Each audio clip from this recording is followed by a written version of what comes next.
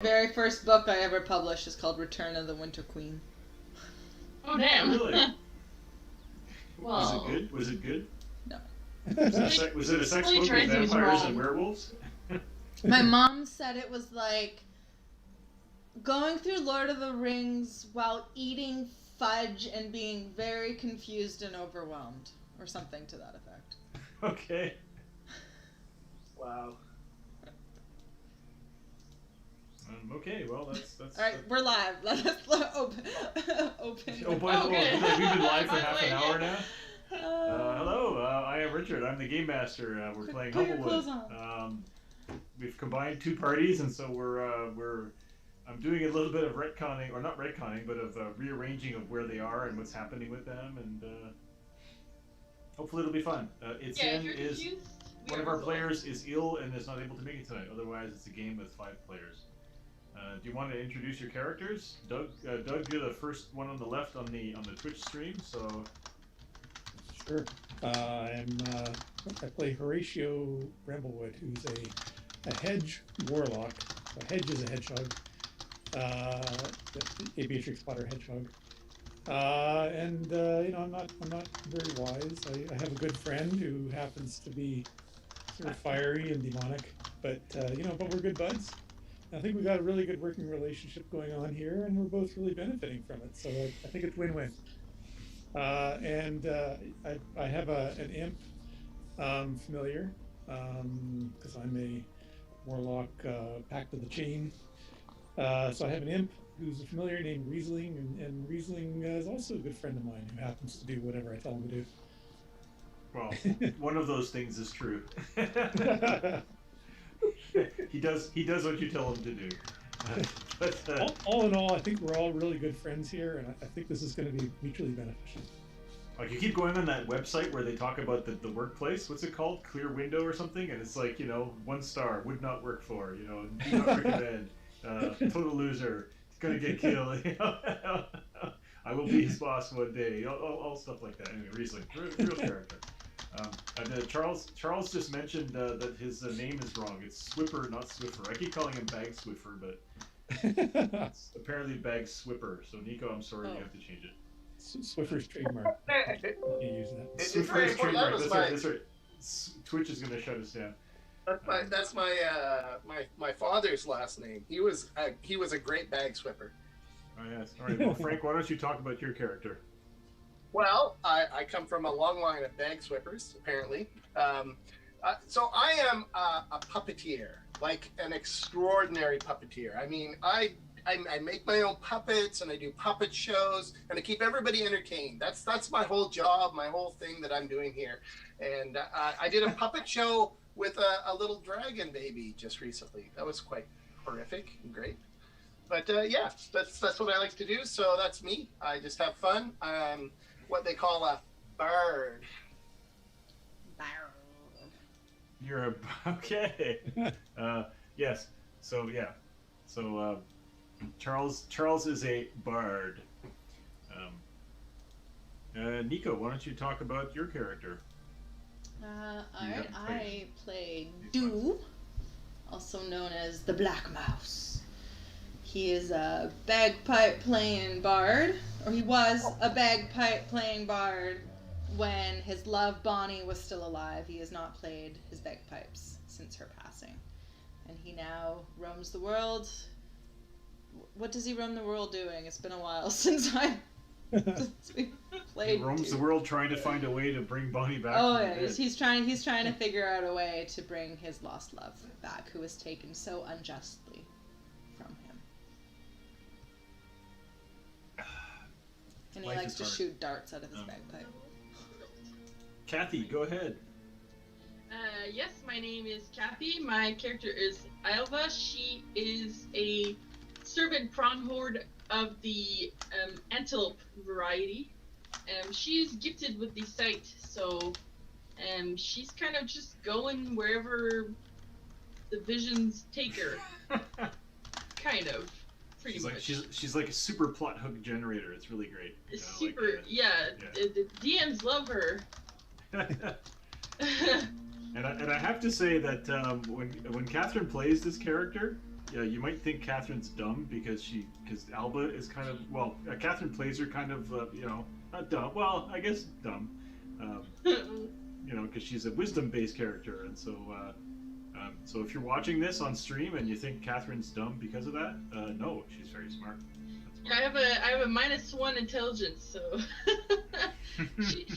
she's bubbly, She's a little naive. She's a little goofy. She's big lady. And she's a big lady, and she travels with Dew.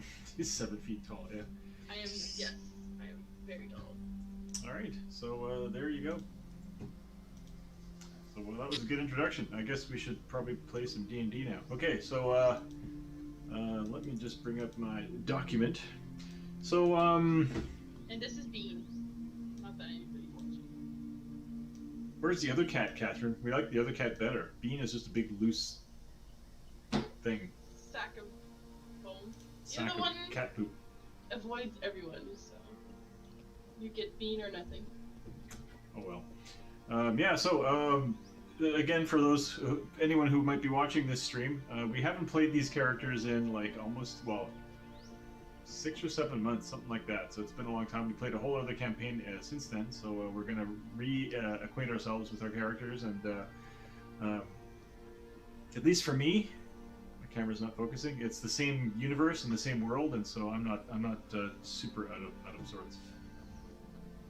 So we'll start with the Fire Four, aka that would be Frank and Doug's characters. Etienne is not here tonight, and Michel, he only plays very occasionally, and so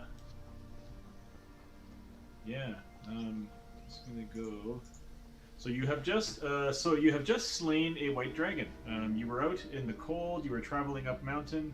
You were on a mission to find a magic item called the Borealis, which was going to be used to defeat the Aspect of Fire, a huge fiery creature living in the big burned area. I'll just bring you back to the map. The big burned area of the Scorched Grove. The Scorched Grove has been expanding of late and threatening the main part of the forest, Alderheart. And so I'm not sure if you were sent on this mission or if you just decided to do it on your own. But you have upon good authority that the Borealis is the thing that you're going to need to go and defeat the Aspect of Fire with. So we're paying off a bit of a debt because there was an incident with a little bit of fun. Yeah. You murdered a homeless man and burned down the tower that he was living in, and it's just an accident. They happen. And Lord Blackbeak, the guy who runs who's like the richest man in Meadowfen, one of the poorest towns in the realm. You owe them 20,000 gold pieces for the rebuilding of this building that was already in ruins. And they said, or you can work it off by doing a job for us. And then good job. Then you've been gone for months now, like just doing murder hobo stuff. So you went all over the place, and now you've gone far to the northwest, past the Scorched Grove, up into the mountains where it was unseasonably cold. Turns out it was a white dragon that was causing it to be so cold. And then you allied yourselves with dire wolves, and you did all kinds of cool stuff. Should have just brought the dragon back to the Scorched Grove. And the Borealis. That was a very nice dragon. That dragon boy, that's a dead dragon, man. The reason why you were going up this river was to find the home of a wizard who's been dead for centuries, who apparently was he had an observatory, a house with an observatory, and in the house a collection of relics, including the Borealis, and so that was a cache, the wizard a cache. Anyway, so I'm just going to read some box text. So the dragon is defeated, and you take a rest in the icy cave. The dragon's influence is already fading. The water drips from the ceiling of the melting cave. You look around at the dragon's treasure, piles of glittering coins, gems, jewels, and trinkets. So I'm going to just give you a list of things you can pick from, and you can each, two of you can each pick one item from this list. So I'll just put it in the handout. So for anyone watching, it's Horatio and Charles are here. Alva and Do haven't yet met this group.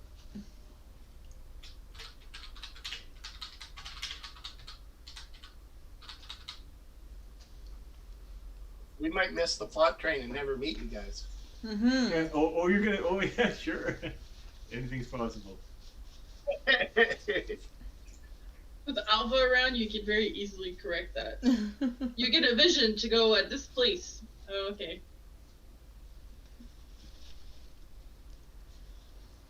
Yeah, big lady and her visions. Yes, so when I was Okay. young, So I gave you the white dragon treasure. Sorry, go ahead, Kathy. Yes, when I was young, in my hometown, suffered a bad fire, and I almost died. I'm horribly disfigured and burned on pretty much half my body, and because I almost died, I came back as sighted, which is something that can happen with servants, although rare. So Frank and Doug, do you see the list of things? Yep. Yeah. So like I said, like just to give you guys the ability to sculpt your magic items a bit, I'm just going to say that you can each pick one thing from that pile, and there's also money that you just get to split. Pretend that Perdrix is there also. So you essentially get 1,000 gold pieces each, including some diamonds if you want to have diamonds for revivification type stuff.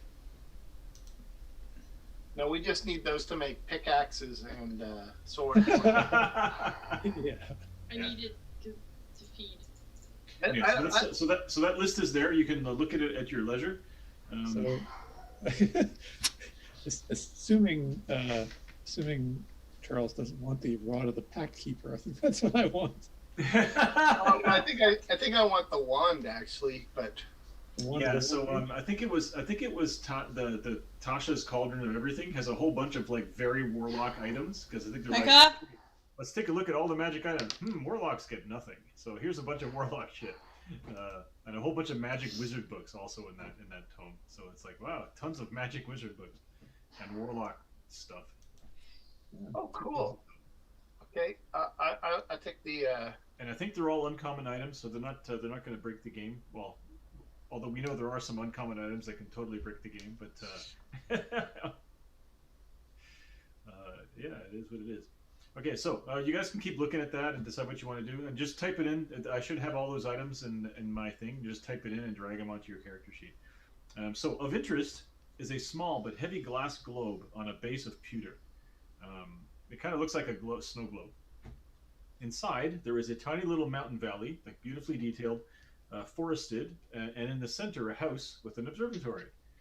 You were on the hunt for the observatory of the astrologer wizard Akash, who was said to have amassed a collection of powerful artifacts. I'm repeating myself, including the Borealis. Maybe this little bauble can yield some clues. It just seems like a snow globe with a model of what could be the wizard Akash's house in it. So if you have if you had a Corvum with you or something, I could give you more information about that. But as it is, I feel you guys are all pretty tapped. Although I feel that the Warlock probably has a short rest in and therefore is not tapped. But yeah. So for story purposes, you decide to take your long rest before trying anything. In your experience, you want to be fresh before dealing with weird glass balls. So, Yes. yeah, and so during the night, you dream. And so, do we want to do the dreams, or do we want to jump to the other two? Yeah, keep going with these guys. I think it's fine. No, I'm gonna jump to White Deer and Black Mouse. So yeah, so you guys dream Hey, and just dream and shit. Which one is yours? What? I'm kidding. White Deer, Black Mouse. Hang on. Although kind of an antelope, but that's fine. Sure, white antelope. That's yeah. So if you remember, you guys were in a dungeon, and you were looking for Alba's cousin. Oh yeah, are we just gonna ditch her? I think it was Ashlyn, your cousin Ashlyn. You were looking for. She went missing, and you were trying to find her. The game that I was running for them, I was just like buying pre-made modules and running them through them, and so this is the hook. You had to go to the dungeon to rescue their sister, or the cousin, who disappeared in mysterious circumstances, and she had a dream. That's right. You had the dream of the Emmeline flowers, and then on the grave of Emmeline, the sad. That was that game. That was so sad. So in that game, for like at the very beginning, they rescued a young Mapak girl from some cultists who were going to murder her, like in a ritual type of thing. And then the other two people in the party wanted to murder her. Well, so it turned out that she was at night she turned into a goblin, which is really weird. Every time the sun would go down, she would turn into a goblin. But she would still act normal. She was so and cute. then she was really cute, and she so you did a bunch of stuff, and then she brought you back to her village. She's like, "Come back to my village. We could use some help." And so their village was under a curse where they kept turning into goblins at night, and then they were Mapaks during the day, and then during the night the goblins would go work in the mines and mining mushrooms. It was weird. So after all of these adventures, turns out that Emmeline, the girl, was dead all along. She was like a ghost, and they found out when they went back to the village, "Where's Emmeline?" And the mother was like, "Oh, she's in the clearing over there," and it's the graveyard. Anyway, and then the Emmeline flowers are growing in the graveyard, which were in her vision. Anyway, so they found the dungeon, and the mother was like, "Oh yeah, the Emmeline flowers grow all over the entrance to the dungeon over there." So you went into the dungeon, you found a bunch of stuff. There was a whole bunch of monsters and things. When we last left your party, you had been invited for tea by the sheep-headed fawn. They're basically like little satyrs, but with sheep heads, like nice curly sheep heads with ram horns. And turns out that they were horrifyingly bad cannibals and slave traders.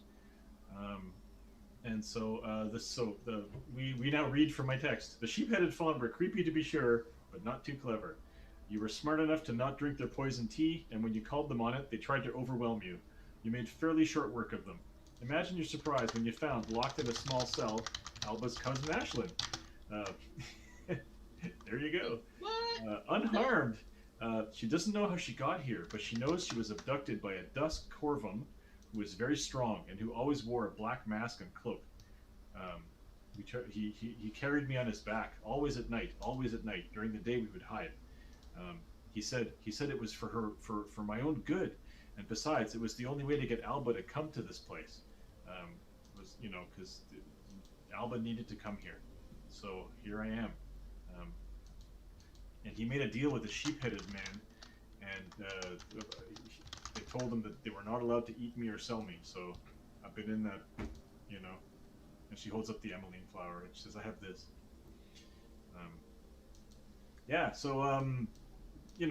Just so that we can take you out of that dungeon and bring you to this other adventure and not have your cousin left behind. You found her, yay! So from the treasure of the sheep-headed fawn, there's a bunch of stuff that you can pick from. So hang on, I'm just going to make a thing for you. So we're supposed to be level 5, right? Yes. Okay.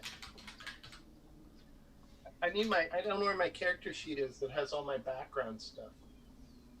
You had it written on paper? Oh, because you started this campaign on paper, didn't we? Yeah, we did back in the old days. Before Yeah. Nico the advent of the and microchip. Kathy. Nico and Kathy. Right back. Yeah, so for the sheep-headed fawn treasure, same thing. You can each pick one from a bunch of magic items, and then you essentially each get 1,000 gold pieces, including diamonds, if you want them. So I have saved them, and they are there.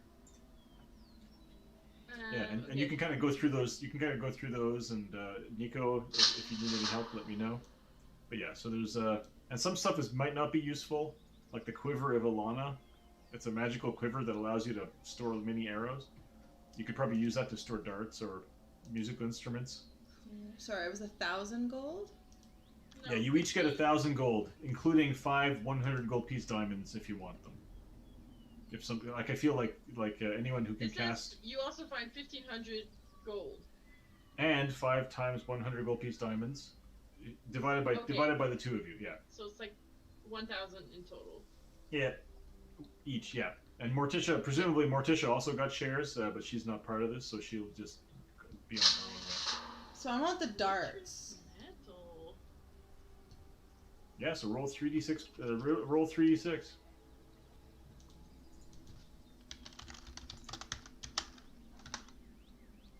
Yeah, you have 10 plus 1 darts, so they can each be used one time. So yeah, they're wrapped up like in an oily sackcloth, and they're these beautiful. They look like pub darts, heavy pub darts. You know, they have like tail fletchings that look like a weird flag. It's the British flag, but you don't. So, I don't. What does that actually mean? Because I have dart as a weapon. They are just plus 1 darts. So if you type dart in the compendium, just drag over plus 1 darts to your character sheet. And then I can make a because you have 10 of them. I can make a finite amount of darts, and it'll when you use them, you can just mark them up. Okay, so that's I'm gonna take the Nature's Mantle. The Nature's Mantle allows you to. I don't feel like it's great, but I put it in there just in case. I think it can only be used by rangers and druids. It allows you to do stealth. I think stealth with advantage or something like that. It allows you to use a couple of skills with advantage when you're in nature, which Humblewood. The Moonsicle I think could be cool too because it's a druid thing. Let me see. Pearl of Power everybody likes because it allows you to recall a spell. So I think those darts might actually be useless for me then. Well, because they're kind of like they're one use item. You know, stupid because I already have darts that do 1d4 plus 3. Yeah, plus the 5. only difference here would be that they were magical darts, which means, you know, against a Rakshasa, you could actually hurt it. Against other creatures like ghosts, you would do full damage. Otherwise, yeah, I'll take the Moonsicle. Otherwise, creatures that are resistant to damage would take less damage from your darts. But I mean, what's a Pearl of Power? I have that in the other one, right? Yeah, it's pretty basic. It allows you. It's an attuned item. It allows you to recall one spell with an action. And what did you take, Alpha? I took the Moonsicle, but it's like a druid only, so. Yeah. Okay, so why don't each of you roll a d20, and whoever rolls highest will do their dream first. You all have some dreams. Oh, dreams. Dreams. So, not me. Kathy going last. Charles going second last. Nico going third last. Oh, now tied with Horatio. So again? Nico and Horatio have to roll off. Horatio wins. Okay, where's Horatio here? Okay, it's interesting to start for you to start first. All right, let me just change the music to something a little more appropriate. Micah?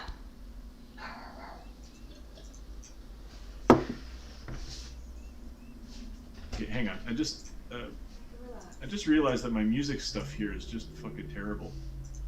Because I haven't been managing this audio since a while ago. Hang on. I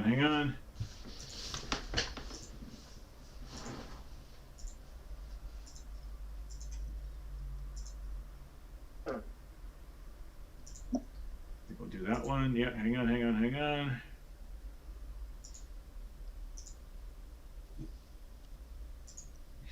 Okay. I'm gonna go. So you're having a dream. Yeah, it's great. I think we're gonna go this one. So, Horatio. So you guys always bed down for the night. You probably have one person guarding or whatever. But anyway, Horatio, you're dreaming. You're in the cave. You know, the cave where the fire spirit Alar was trapped in the magic circle. Alar speaks in his crackling voice. He's a small. When you found him in the cave, he was sort of like a man-sized, quick-moving spirit of fire. In your dream, he's very small. He looks almost like a burning ember. And he speaks like in a young, crackling voice. He says, "Alar is glad you woke him from his slumber. Alar is hungry, always hungry. Alar understands that fire, the folk's oldest tool, is dangerous if left untended. But it can also be a tool, a weapon, against the winter cold. Shit! It's getting real now. Oh my god! And he flares up a little bit and gets a bit bigger. And you're kind of like blowing on him to like, you know, give him air. So the Scorched Grove threatens the Humblewood. This has happened in the distant past. Alar remembers a time when he threatened the folk in much the same way. Alar was defeated and became a plaything of a capricious warlock. As time passed, Alar forged a new bond with this warlock, because as the wise know, one's nature is difficult to ignore. It's a bit loud. Time is pressing to once again seal away the threat of the aspect of fire. This I wish for you to do, and I promise you I harbor no ill intent. But first I must pay my debts, and I must ask you to work to protect the magical Niblina forest from the forces of darkness. He says, and you're like, you have no idea what the Niblina forest is. Sure, yeah. You've never heard of it. It's very well. Maybe you could. Well, why don't you make a history check with disadvantage? Sure. History. No. 7. No. He says, P.S. I apologize unreservedly for attempting to turn your sister Susan against you. I succumbed to my nature, and I pledge to do better. And you're like, this is a very different interaction that you normally have with Alar, who's all fire and bluster. You know, you will serve me, you will, whatever. So you're not sure what this means. So you wake in a dark, cool room, a nicely appointed cellar with a small window high in the wall. You're in a soft earthen bed. Like, this is a perfect bedroom, a perfect room for a hedge. A thin stream of sunlight hits the wall above you, and the door opens. There's a wooden door that leads into the, and light floods into the room, revealing a bustling, frumpy white mouse lady bearing a large tray loaded with worms, crispy beetles, fresh salad, and a jug of honey mead. And she puts it down in front of the bed, you know, and like opens the curtains, and it's a typical hotel service. And she says, and she turns to you and says, "Well, not going to lay about in bed all day. Got to get up and get at it." And so she kind of turns and leaves, and you're like clutching the blankets to your chest. Am I still dreaming? Yeah. This isn't where I went to sleep. Yeah. So it's warm. There are insects buzzing. You know. Like there's like a bed bug that says, "Hey, what's up, man?" Tastes good. Yeah. The bug's like, "Ooh, oh no." Yeah. So. It's like, does this feel real? Am I still dreaming? Yeah, another bed bug's like, "Oh, it's real, friend. It's real. You know, you came in last night. You were dead tired." You can talk to bugs, so. Yeah, sure, I can talk to bugs. That's really weird. Like, but I went to sleep in a dragon cave in the icy north. I don't understand. In a drippy, icy dragon cave. Yeah. So this is and if you're in touch with nature with your druidcraft. This feels like spring. This feels right. Feels really nice. So. I guess I'll get out of bed and look outdoors. Are there other rooms around here? Maybe my friends around? Oh yeah, so the door kind of leads to the outside in the back of a big building, and like you see like a chambermaid coming out carrying a bunch of pots, and she says, "Oh, good morning, sir," and she kind of says, "The dining room is in there. Everyone's waiting." Waiting. Oh, I'm gonna have a little peek in the dining room. Is there anybody I know? Quite possibly. So let us go now to who is the next person on the list? It was Nico, right? Because Horatio, she rolled off against Horatio. I rolled a 3, so I'll go with the 3. Oh, I guess that still makes me third. No, you were tied for first, and you just rolled off against Horatio, so you will go next. Okay, so let me change the music up again. restart. Okay, so, hang on, where's Nico? Sorry, where's Do the Black Mouse? Do, that's right, okay. I'm just gonna change the music up. So, Do, you dream. It's the same dream as always. You're playing Bonnie's favorite song, the closer to your show. The room is packed and the band is on fire tonight. But it's strange because there is no sound except your heartbeat and the blowing of the winter wind. So you're on stage and it's a big dark room. It's full of people. This is your last show. This is the last show you did before you know what happened. You scan the crowd. She's always easy to spot despite her tiny size. She's the whitest mouse you've ever seen. She almost glows with it, and everyone notices her. There's almost a ripple in the crowd wherever she is, and you see it. The surging crowd parts for just a moment, and you lock eyes with her. She has a sad smile, and she blows you a kiss. And then she's gone, as if she'd fallen through the floor. And you can't see her anymore. The cold wind comes, with snow and sleet, and the crowd is gone, and the huge music hall is dark and empty, slow drifting into the corners. You wake up. It's warm, and you can hear birdsong. Chickadees and finches. There's a breeze, and you feel the sun on your face. The dream comes every night, and you never wake up rested. And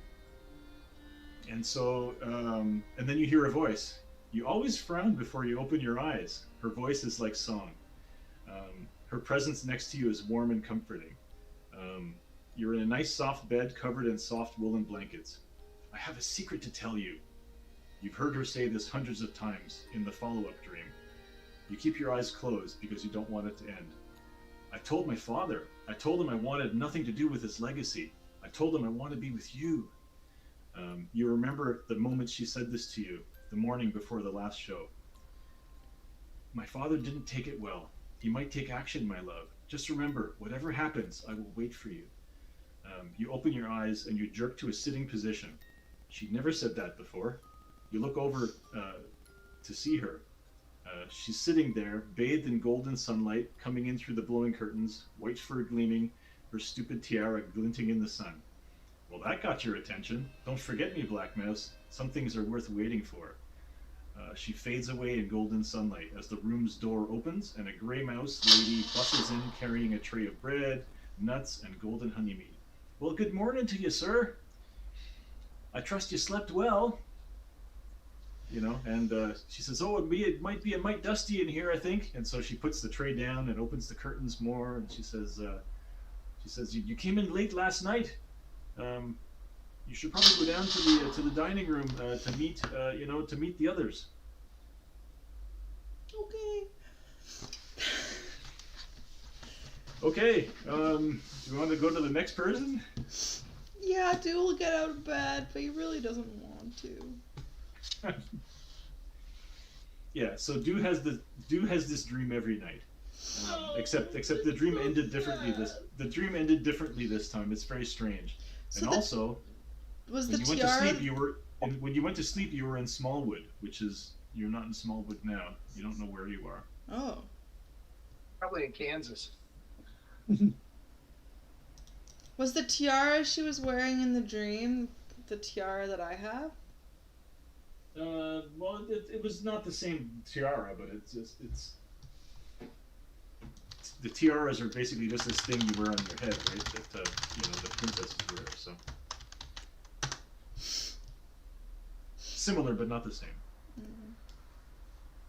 Okay, yeah. Well, Do will push himself up and look around and see if he can find Alva, because he was just with her the night before. So he's actually worried if he doesn't know where he is. Okay, so you're looking around, and so the lady, grabs the chamber pot and finishes dusting off the whatever, and she's like, you ain't even touched your breakfast. Come on now, take a bite. Nothing like some good honey meat to soothe some sadness. And I'll have she some bustles honey. back out into the hallway. Okay, so who's next? Charles. Charles is next, and Kathy is last. Okay. Charles, where's Charles? Rustic hospitality. Kathy's crying as much as my heart is crying. Yeah. It's my job. Charles, oh yes. Charles G-Bag Swiffer. Swipper, it's Swiffer. Why do I say Swiffer? I don't know. Probably need to clean your office. Yeah. Charles G-Bag Swiffer. I'm just going to change the music again. Everyone say hi to Bushi and Fermi. Oh, Bushi and Fermi just saw Nico. Nico almost crying. I didn't make Nico. I wasn't able to make Nico cry. God damn it. Close. I'm blotchy. I'm like the level 1 easy. Nico's like a couple levels above. No, Nico's a hard woman. You almost had me when you brought that dog out yesterday for us to kill. Mr. Wolf. Fuck that guy. What? Oh, Mr. Wolf, the evil dire wolf? Yeah. I shot the motherfucker down. Anyway, so Charles G. Bag Swipper. Sorry, I want to change the music to this one. You can just call me Charles. Charles, you're pretty sure this is a dream. There's a castle of ice up on a hill, and you're hidden in the snow next to some evergreens. A group of white-furred gerbeens, clad in glittering chain and mail and carrying halberds, are looking for you.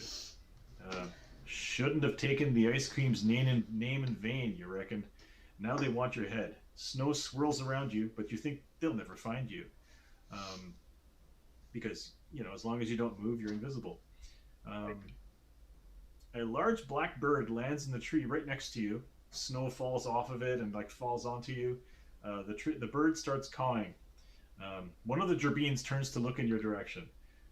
You try to shoo the bird away without moving or making any noise, mentally trying to shoo the bird away. And the bird is kind of perched low on the branch, and it looks you in the eye with its yellow eye. It's a large raven. Always in trouble, eh, Charles? It's a tough life, but you wouldn't trade it for anything. You can swear this bird's talking to you. You stay very still. The gerbeens are closer, all around you.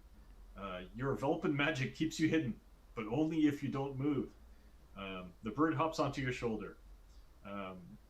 Yet snow kind of falls off of you. Your puppets, hanging on your backpack, start to move. They start crawling up your back. Let's use these nice puppets to tell a little story. The puppets hop off your back and start to dance in front of you. The crow is doing the puppet thing. For those that don't know, you have two puppets. One of them is a blackbird that is a caricature of Lord Blackbeak.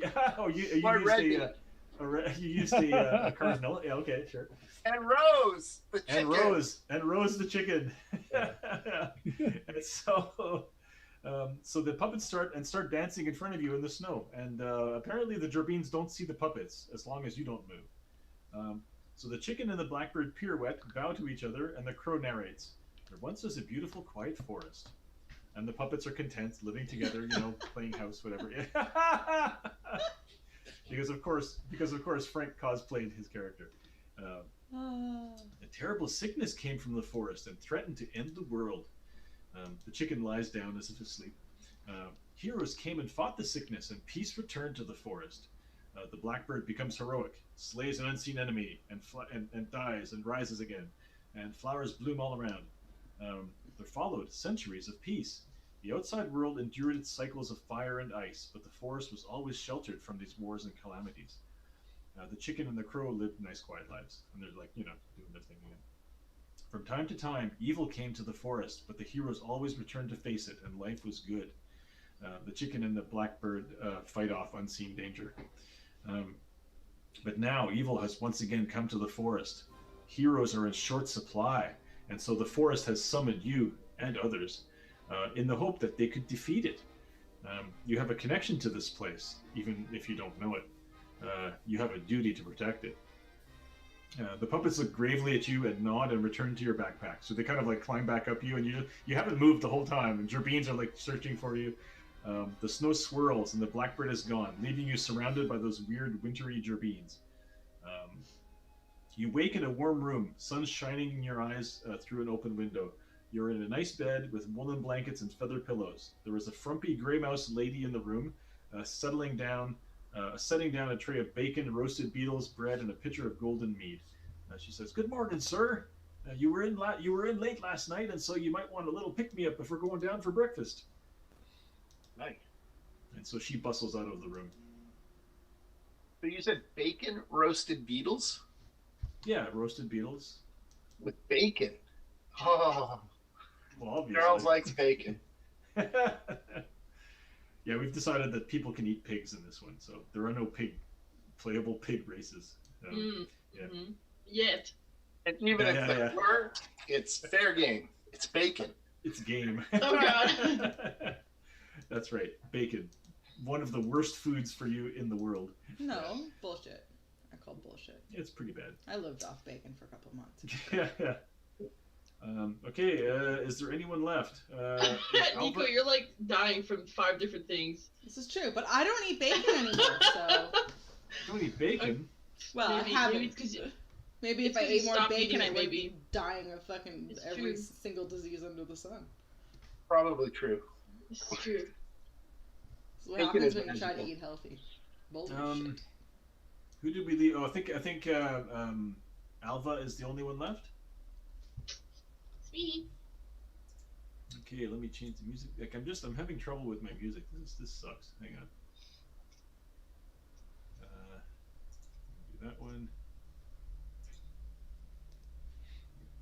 Okay. Where is Alva?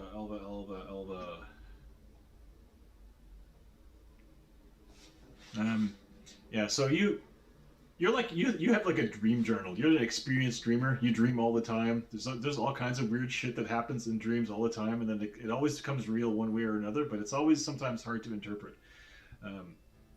So you're not surprised when you're sleeping. You go to sleep and you're like, oh, I can't wait to dream, And so yes, you walk the forest with Kareth. Their antlers are as wide as the Humblewood, and all of the folk live up there in balance. It is winter, and the snow is deep. Kareth seems unconcerned, but still walking a bit slower. The cruel winter is also affecting the folk living up in the antlers, but Kareth just plods on, seemingly uncaring. Perched no higher than any mortal, a yellow-eyed blackbird, sitting in the antlers, regards you with its yellow eye before cawing loudly. You are the conduit, my child. You must tell the folk of the wood that winter is coming. How do you feel about Gesmi? Alva? Yeah, how does Alva feel about Gesmi? Do you have any opinions? Like I don't know how much you know about the Pantheon, Kathy, but I feel that probably when I was younger and I almost died, before coming back, I probably met them briefly, or I saw them. Well, don't forget, Gesmi is not the god of death in the current age. Oh right, you might have met Titan. Titan is the conduit. Yeah. Gesmi's knowledge now, right? Well, Gesmi is knowledge, but also there's a fire element to Gesmi. So. I don't think Alva has a whole lot of opinions about Gesmi. Okay, It's like, so, why are you? Because you live in this world, you probably realize this is Gesmi. This is sort of like a tricky, smart, not a major god. You don't give Gesmi much regard or much thought. Yeah. So the bird says, "You are the conduit, my child. You must tell the folk of the wood that winter is coming." The bird pecks at the branch it is perched on. Old Kareth, gods love them. Just keeps keeping on. Never says anything. Doesn't worry about the little people. Life is life, right? Pecks Kareth again, and Kareth just kind of like shakes the antlers, and all the little people are like, ah! And snow falls off the antlers, and you get the impression that Kareth likes Gesmi, but Kareth never says anything. So Kareth kind of represents, all of life. And is a very much more remote god than Gesmi. Gesmi is like a real talker. So the blackbird flies down to you, and you're up to your waist in freezing snow, and perches in your antlers. Or actually, yeah, well, you just have like horns, so they kind of like clings to the side of your horns. It's like, oh, this isn't great. Well, it's kind of like that. Yeah, so they curl back. There's a little. So your head kind of like goes back under the weight of this large bird. Wow, that's weird. The trick in this case is to remember that nature abhors a vacuum. Kill the bird, as they say, and the snake will come. Likewise, quench the fire, and winter will come. So the blackbird kind of flies up and lands in the antlers again and says, "There is no right or wrong, fated one. If you have to choose between stopping the fire and bringing the ice, or not stopping the fire and burning, what matters is how you deal with each problem as it comes to you. Remember, every choice that you make in the present." This is all like Etienne's influence on the religion from 400 years ago.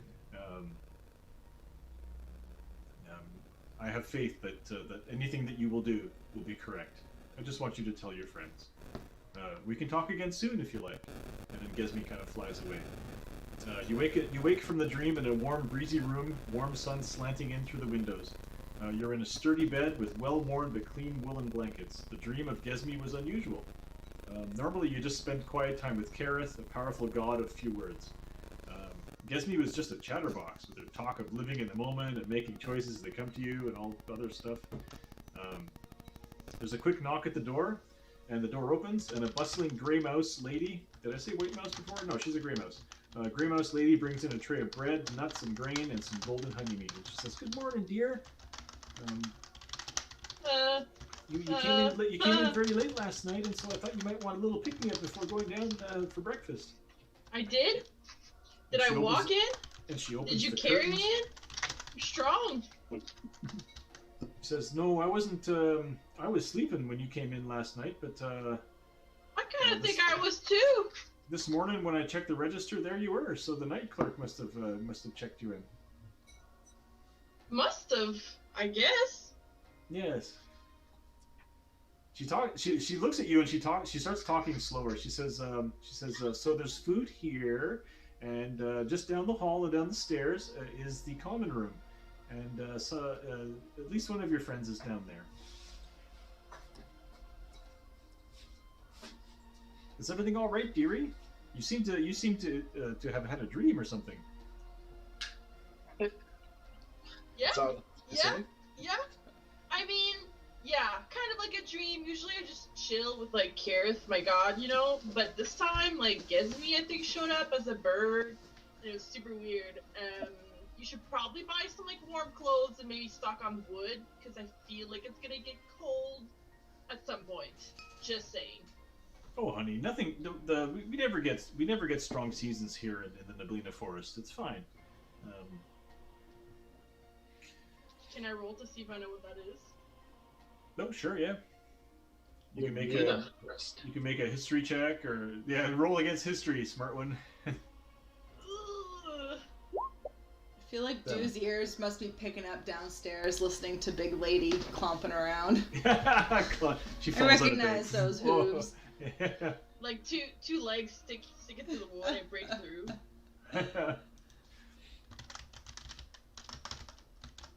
And so she and the lady says, "And mind your horns when you pass through the doorways. It's you're very tall." You're really small. The bed was big enough for you though. It looks like this is like a bed for servants. You must be in the servants' quarter. Yeah.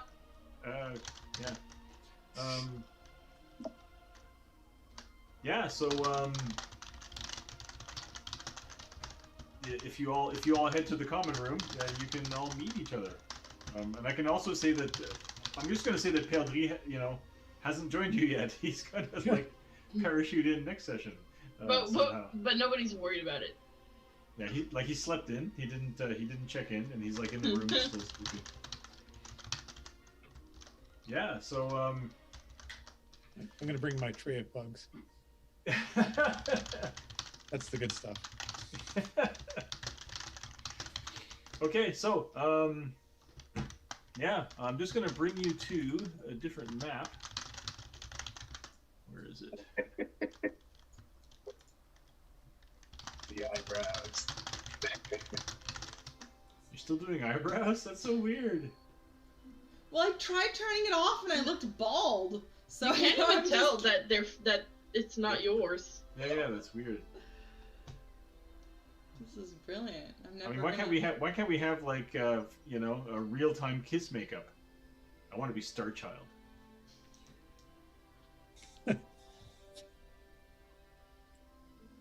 Or maybe Insane Clown Posse or whatever.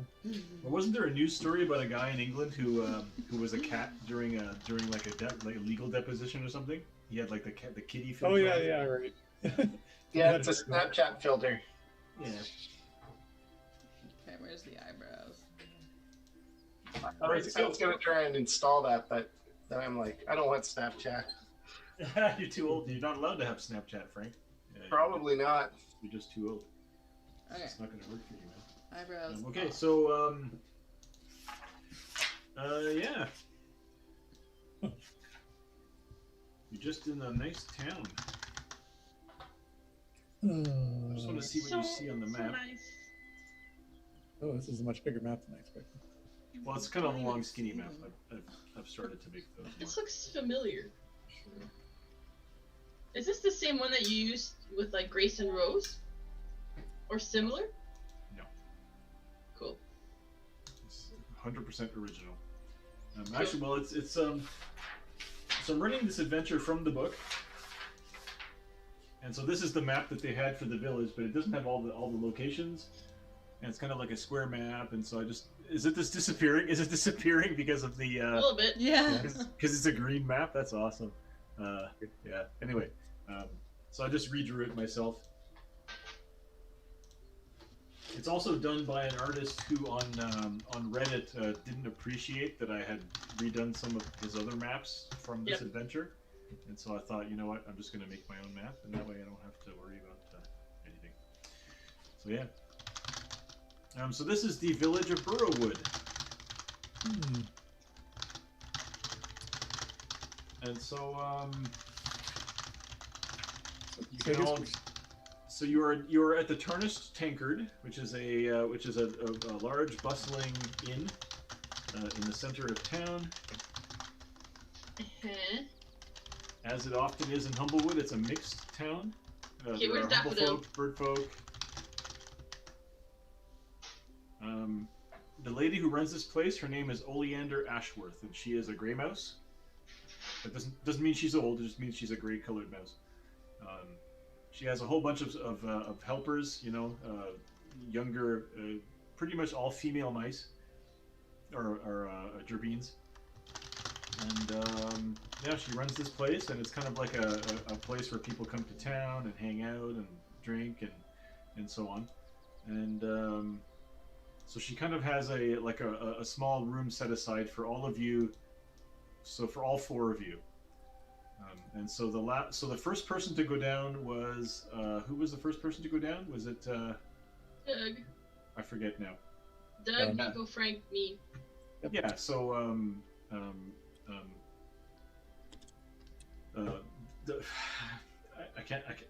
I forgot Doug's character's name. Horatio. Horatio, yes. Horatio.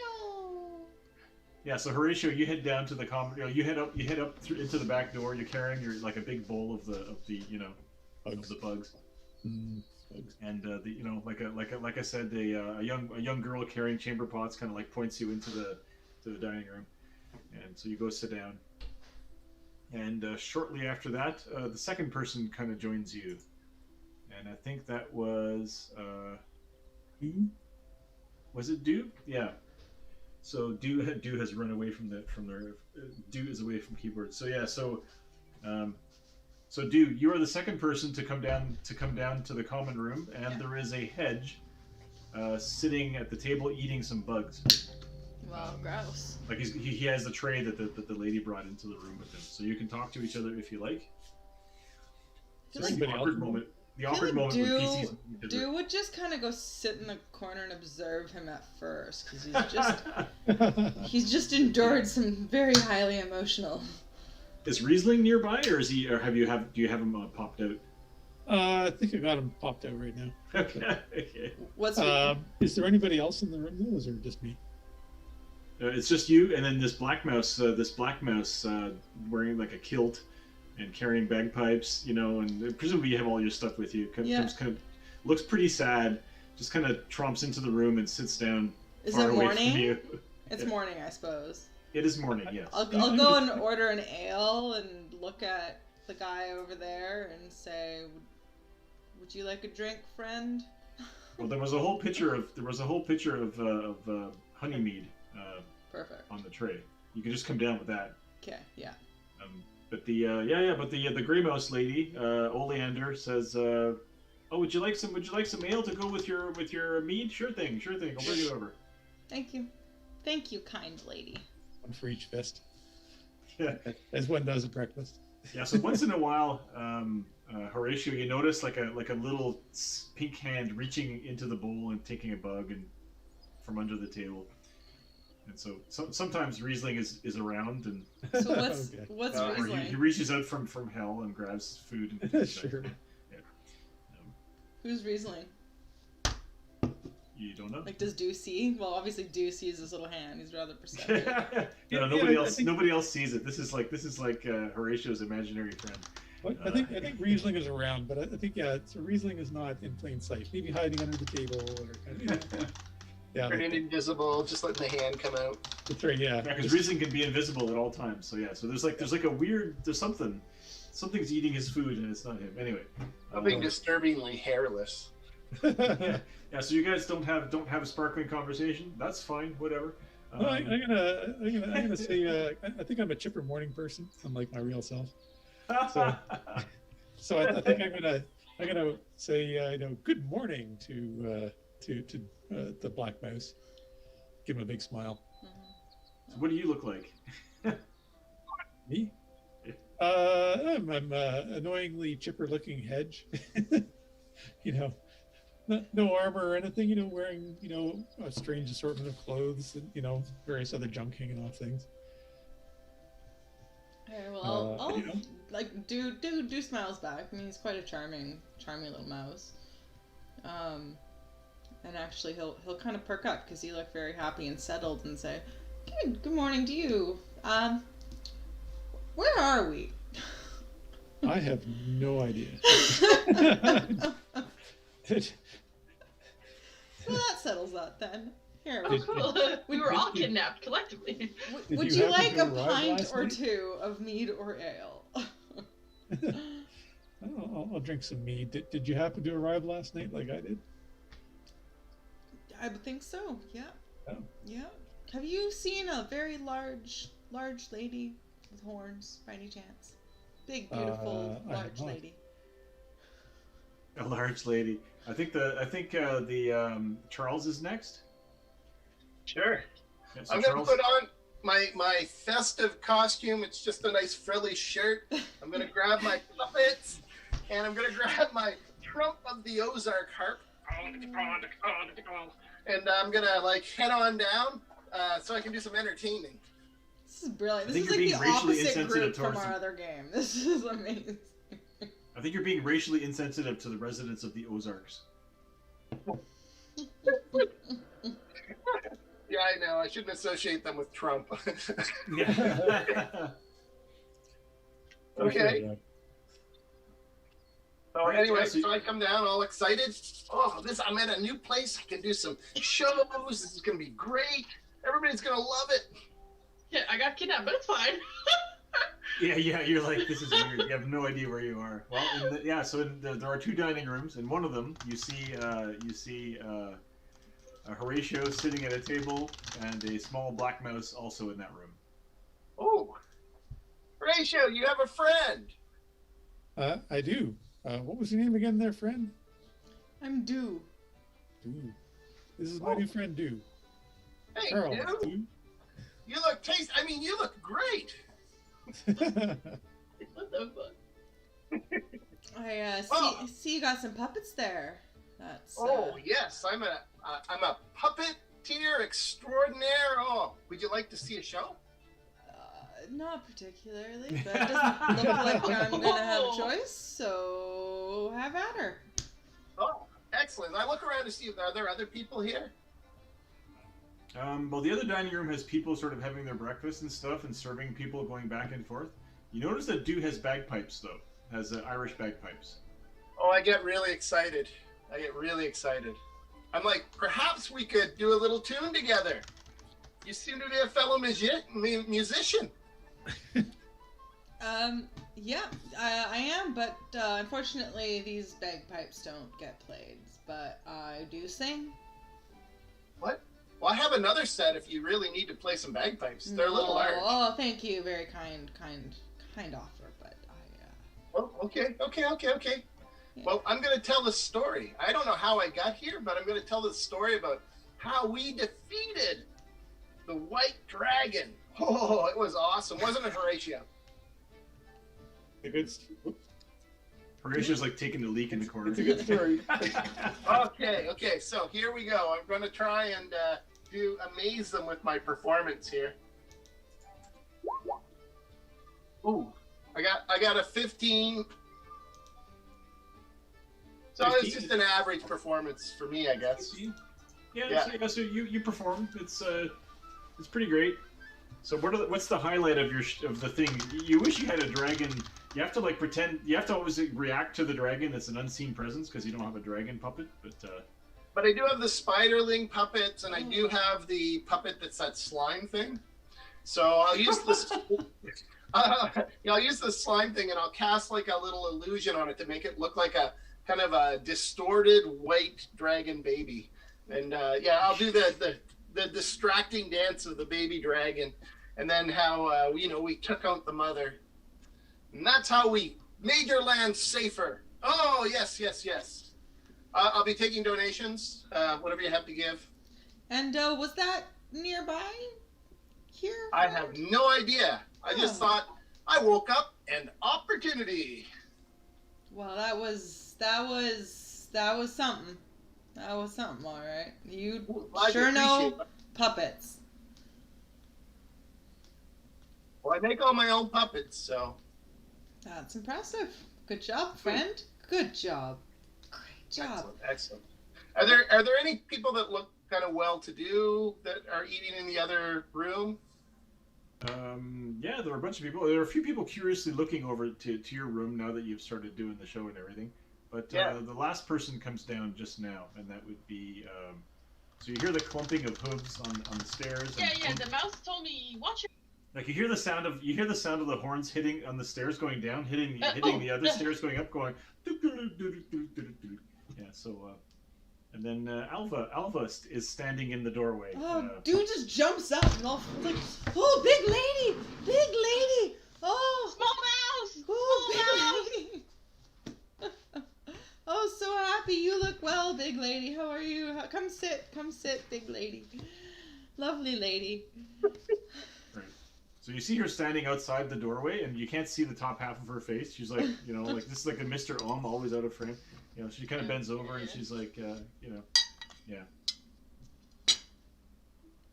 So the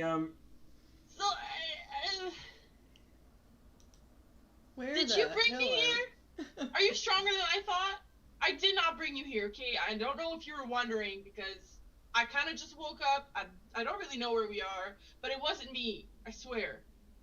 Okay, I believe you, big lady. Yeah, but I went to sleep. We woke up. And we're here.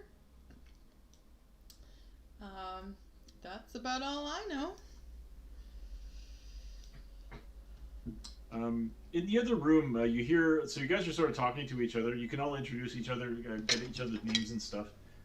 So none of you know how you got here. You know what you were doing yesterday, and then now here you are, and you don't know how you got here.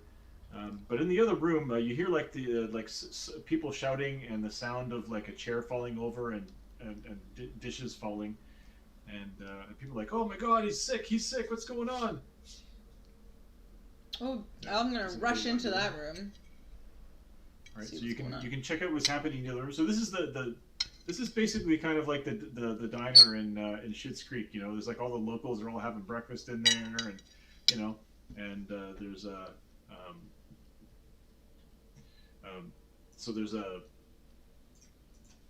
in the corner there's a strig looking very officious, sort of sitting back and watching, and everybody else is kind of like crowded around somebody who has fallen out of their chair, and they're kind of like weakly coughing up their food and just being sick. Okay. Uh-huh. Yeah, a serving girl is like like standing there, like looking at what's happening, and has like a big plate of bacon and pork sausages. Like sick how? Yeah, she kind of like hands you the tray, and she you can easily take the sorry.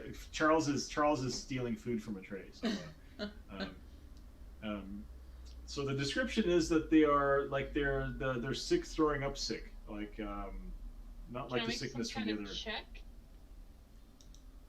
Well, there's an old hedge woman.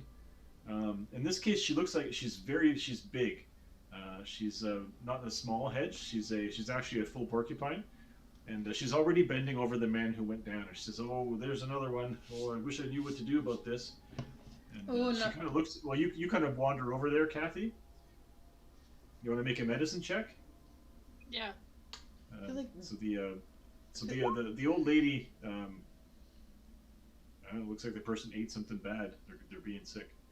The old lady says, "Oh, this is like the third case this week. People seem to be getting sick, and I just don't know what's happening."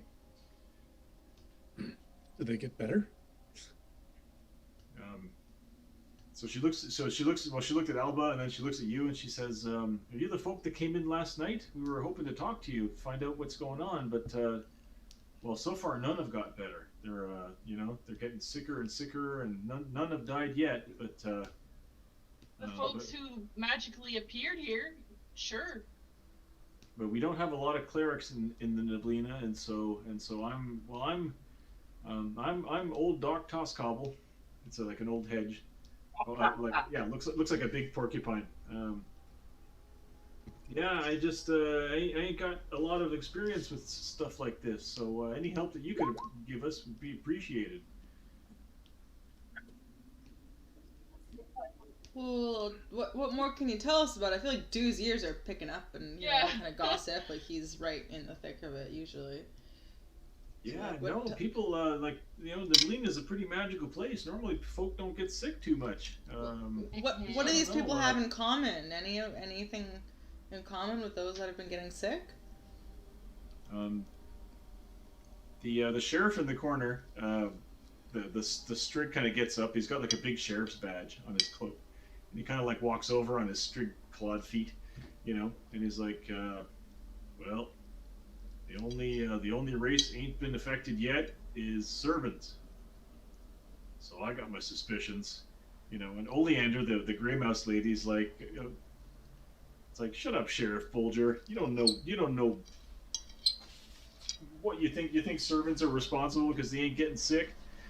Statistically, there's just less of us around, typically, so maybe it's just, that's why, there's just more of you, less of me, that's why we're not sick. And just, by the way, I just so happened to come here last night, I wasn't here before.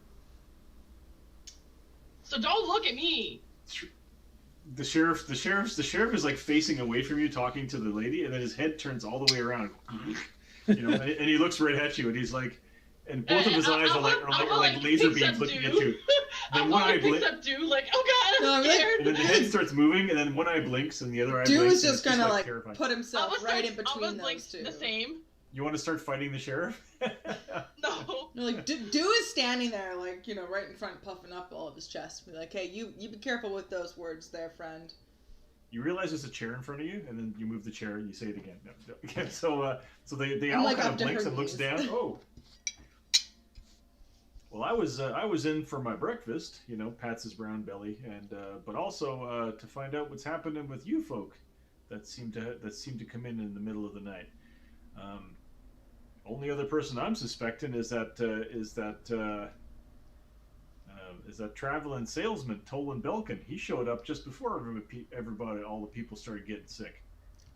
Oh, and where? What's his name? Toland Belkin. Toland, where's Toland now? Bottom left of the screen. Oh, he Barry Brown. Do you see the names on the things? I can't. On the buildings. Not visible. On the buildings, yes. Yeah. But not on the people. I wish. Well, you had it yesterday. I know why. I didn't do anything different. I don't understand why. the nameplate is there. There's no option to make it visible. I don't understand what to. Like, there's literally nothing. Did we all have control of the other ones? Maybe is that why? Can you see? Oh, it I now? see that. Yeah. Oleander, Ashworth, yeah. Okay, so let's say I have to turn it on for every one of these fucking things. Hang on, just 2 seconds.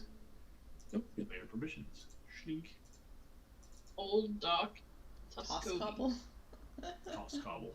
If you zoom in a lot, you'll see it better. Chef Gordo Bulger.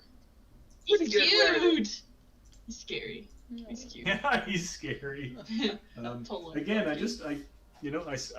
I like the sketch of him better than the. Ain't that how it is? And there's old Doc Toscobble. Looks better in the sketch as well. So yeah. Oh, and there's the little Oleander. Just a little mouse. Okay, so who all can you see? You can see Tolan Belkin. Yeah, he's just got a 4 of them. A cat? Yeah. So yeah, he says we don't get a lot of them cats around here. You know, all of them Illyrans, those weird traveling merchants. So you know, I got my suspicions on him. Like I said, he arrived just before folks started getting sick around here. Yeah, so anyway, so somebody was asking where he is. Well, he's sleeping in a tent outside, just outside, you know. That's where he's sleeping, and he's been selling trinkets to the folk and all that. And so I gotta say, you know, we ain't big fans of people coming and living for free in a vacant lot and trying to, you know, sell stuff to people. There's another guy in the room. This guy, hang on.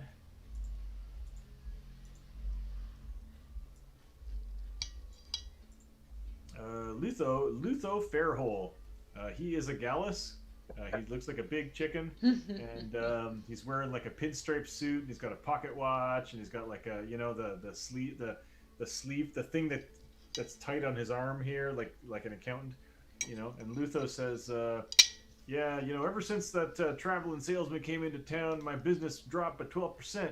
I can't keep this up, you know. And so Lutho will turn to you and say, I'm a Lutho Fairhole. I own a jewelry store.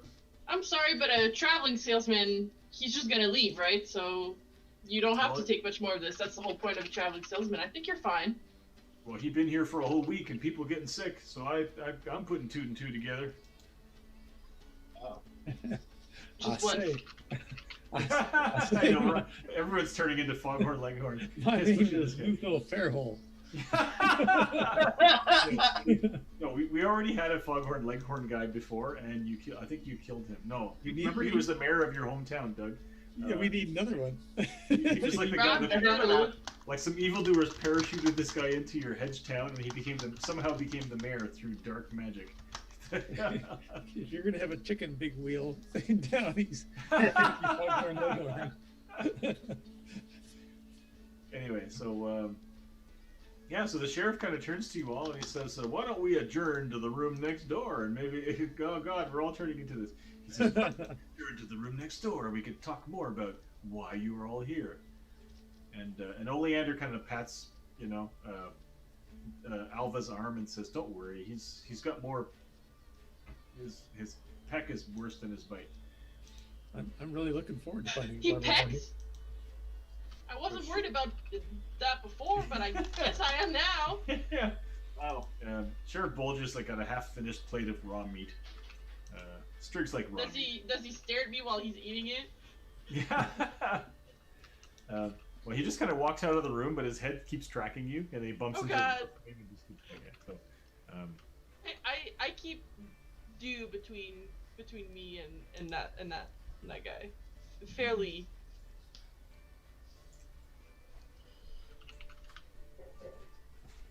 Yeah, so folk are kind of hang on, what else is happening in town? Just a sec here. Well, I guess that's pretty much all that's of note. So yeah, so the sheriff gets you all into the other room. He says, "Now this is the unofficial investigation. You understand? I'm just asking you a few questions." And like a whole bunch of other people come along, and they're all standing around outside listening. You know, like Lutho Fairhole for sure, because he wants to like cover up his investment. And you know, and old Doc Toscobble is like still taking. It's like people. The old Doc is like, "Hello, has anyone forgotten that there is this unconscious man on the floor here?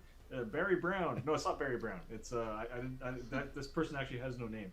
It's an unnamed person on the floor. Could we maybe get someone to bring them to my office, and we can sort of maybe take care of them and keep them, hopefully help them to recover, or find some kind of a cure for this. Gosh, you'll need someone strong for that. So are you strong? Me? Oh, no, I was thinking this big lady over here. What are you eating, Catherine? Is that an ice cream cone? Yeah, sorry, I'm just gonna close It's a my spina window. copita. Pineapple pizza. Spina bifida. It's really good. It's super good. Oh. It's bent food. I was like chewing on a leaf. What? Yeah, I mean, do you want me to bring it to your office, or do you want me to step into this room? I can't be two people at once. I'm just saying. I don't have that ability. I think I saw somebody do that one time. It was kind of trippy, but I can't. Well, sure. Old Barry Brown's out in the field, and so we don't got no servants in here today. So sure, if you want to help me, just got to get him across the bridge to my office. You sure you're up for that, big lady? I can I'll come along help for pack moral him up. support. We get the whole party tightens their straps and like. I'll just pick him up. Weapons are loose in the sheets. Gonna I'll cross just that pick 'em bridge up. with all the little kids on it. So. Oh, that's great. If there's lots of kids, I can do the some shows for them. So you guys, well, so sure, you guys can head outside, and you head out into. It's a beautiful spring, like late April spring morning. It's just everything's starting to flower. It's nice. It's beautiful. There's a warm wind blowing. What is Charles wearing? Just a shirt right now. Yeah, let's not do any puppet shows for the children just yet. What? No, that's I don't wear pants. That's against my ethics. On kids? You don't wear pants on kids? No. Why? What? I don't understand. It's like the antithesis to Windy. It is. It so is. Wherever the balls aren't, the clothes aren't. The clothes are, yeah. Okay, so art. So you kind of head out into the town and go towards the bridge. There are a whole bunch of kids who earlier on, if you looked out the window, you'd see a bunch of kids were like on the bridge throwing rocks into the river, pushing each other, running, whatever it is that kids do when they get sent out of the house in the morning to play outside all day. And but now the kids are all standing around over here. Can you guys still hear Richard? Sorry, the stream. What's that? Here. Oh, you want to make sure that we can hear everybody? Yeah, no, my left speaker just stopped projecting your voice. I don't know if it's my speaker or if it... Yeah, it would be my speaker. It can't be your microphone deciding that, can it? No, not unless all of a sudden we went mono. Okay, I hear you out of there. Richard, can you say something? I will something. Okay, that's working now. That's weird. Okay, so like I said, you guys all head outside and start crossing the bridge, and all the kids are all standing on the other side of the bridge. When we spot the kids, I'll like bend down to do, and I'll say, and I'll whisper. How about now? Did the sheriff say that the servants are getting sick? That kid is a servant. I'm just saying. He was here the whole time. They are not getting sick, the servants.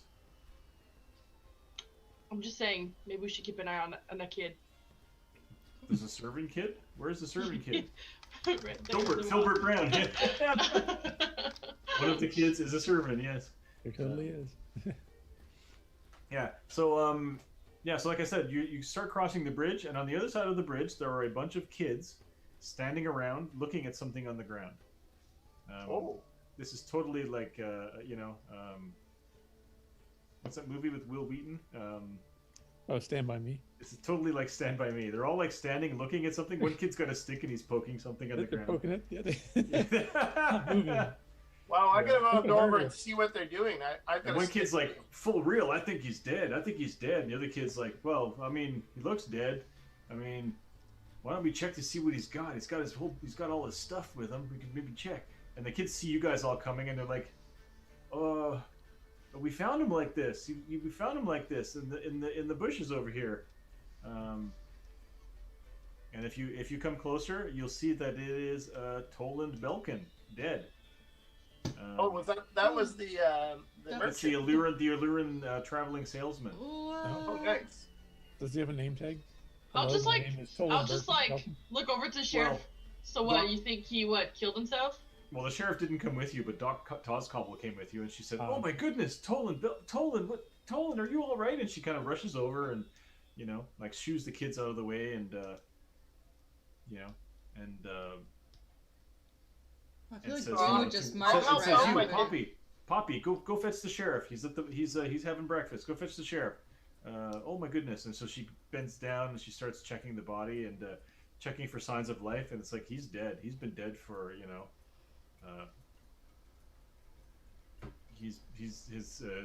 he's getting stiff. He's been dead for a while. I take off my hat, put it on my chest, and say, "What a waste of temporary experience points." Or temporary. I hate when the NPC go on die like that. Temporary fucking hit points. Yeah, I just want to see the details of this. And so, in case I forgot to mention that we are running the one of the adventures from Harper's Tale that we had skipped because I felt like a town-based kind of murder mystery was not really didn't fit the flavor of your forest adventure. Oh, so, that's what we're doing. Okay. Yeah, so I Cool. forgot to mention that. Stupid me. So yeah, so we're basically finishing off, and that's pretty much out of the book. So yeah, in the book it's a village of hobbits, halflings. So it's all halfling characters. I want to make a check to see how he died or if there's Yeah, something. I'm just checking to see how he died. So I want to make a medicine check. Tolan Belbin, harmless peddler. I'm gonna distract the kids. I'm gonna use illusions and everything and make a great puppet show for them. The kids are kind of like, okay, well, do you want to make your roll? It's gonna have to Oh, be I'm really gonna- good because they're like looking at a body. Oh man, I'm gonna astound them. It's gonna be so great. It's a story of a dead person. 14. Oh yeah. Plus 9, 14. The kids are kind of like, it's all right, Can we just look? And so, the sheriff comes, and so you're good. But before the sheriff comes, you guys can examine the body. I just want to see how. Investigation, killers.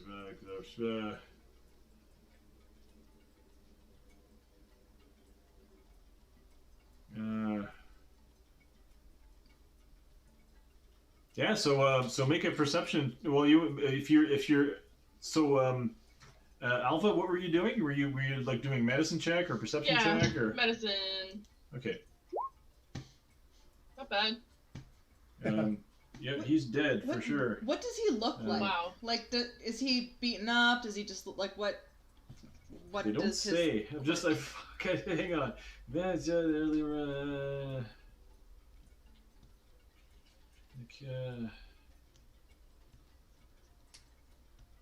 They talk about some stuff, but they don't talk about like what wounds, if any. Seems important in a murder mystery. I know. Just hang on. Wish to search for clues. There is apparently. What's a 19? Well, there's apparently only one clue. So I'm going to say that Tolan did not have, Illyrian traveling merchants typically carry all of their stuff on their backs in like these huge, presumably these huge, they're carrying these big armoires on their backs. And inside they presumably have a bunch of bags of holding in which their stuff is all stored so they can carry it. he doesn't have that with him, so presumably that would be back at his tent. You don't know. So he looks like he was killed by. Just a sec. I'm just gonna check to see.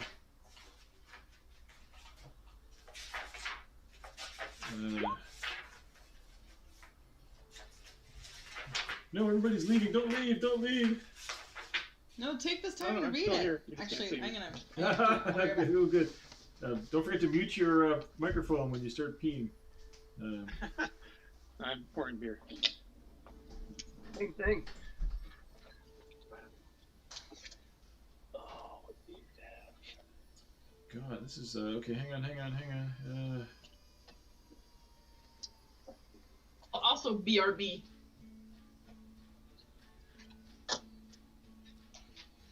Man, I can't let them all go without me going too.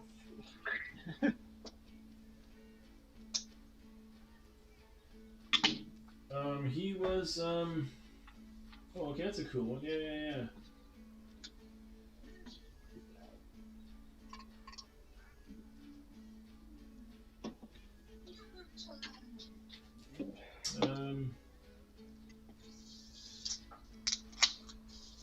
Yeah, he was stabbed to death. Looks like he had his throat cut. Oh. Did everybody leave? What the fuck? I'm still here. I should refill my drink. Yeah. Took too long, man. We're playing another game now. We're all playing Mothership over on the other team.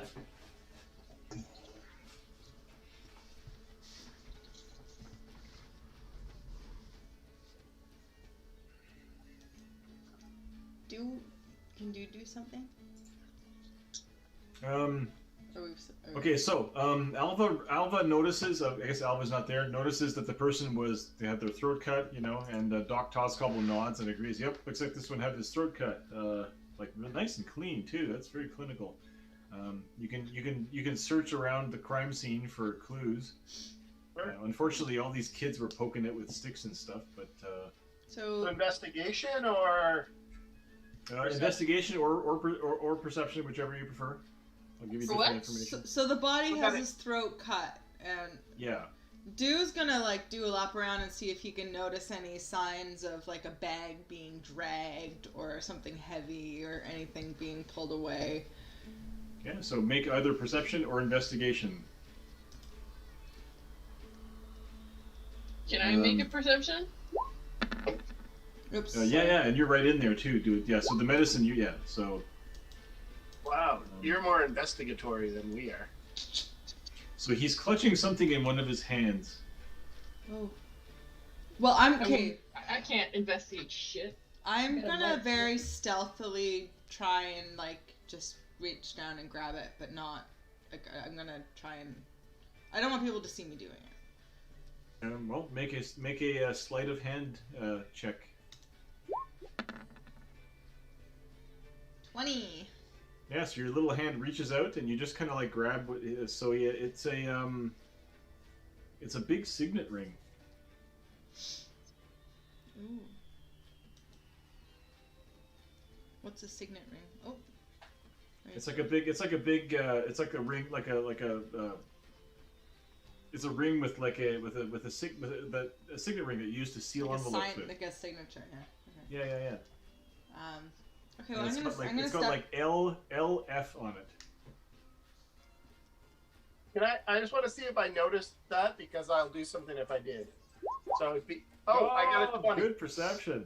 Yeah. Okay. So you see Dew kind of looking at the body, kind of rolls it over, pats it down a little bit, and then great misdirection, and manages to and you're pretty sure that Dew grabbed something out of the hand of the dead guy. But you're not, because you tied it. I don't know who. I guess if. Usually it's whoever's modifier's higher, but it's the same. Yeah. So Charles, you say some gibberish. What do you say to Dew? Well, it's in a special language, but I just basically say, "Hey, good job, nice one." No, but Dew doesn't understand it. So you just say it in gibberish. That language. Really? Oh gosh. Barky, barky, barky, barky. So I think Do is gonna, but like Do is very worldly and understands a lot of that kind of stuff. So he's gonna hear this fucking jab coming from this weird ass little pantsless thing. And, He's 8 times your size, probably. yeah, it's a great view from down here. Thanks.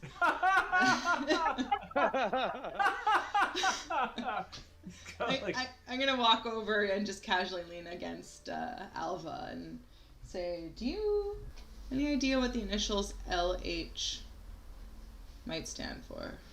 I'm keeping my eye on Charles. LF. LF. Not Long. H. Oh, LF. Yeah. Luso Fairhole. Long field. Low falls. Okay, good job, big Low lady. fuel. I'm gonna pat her like. The sheriff comes running down the road. That was the only clue that you needed to find was the signet ring. So the sheriff comes running down the road, overweight, straight. Least fox-like. And a bunch of other people, also come, and they're sort of like, oh my goodness.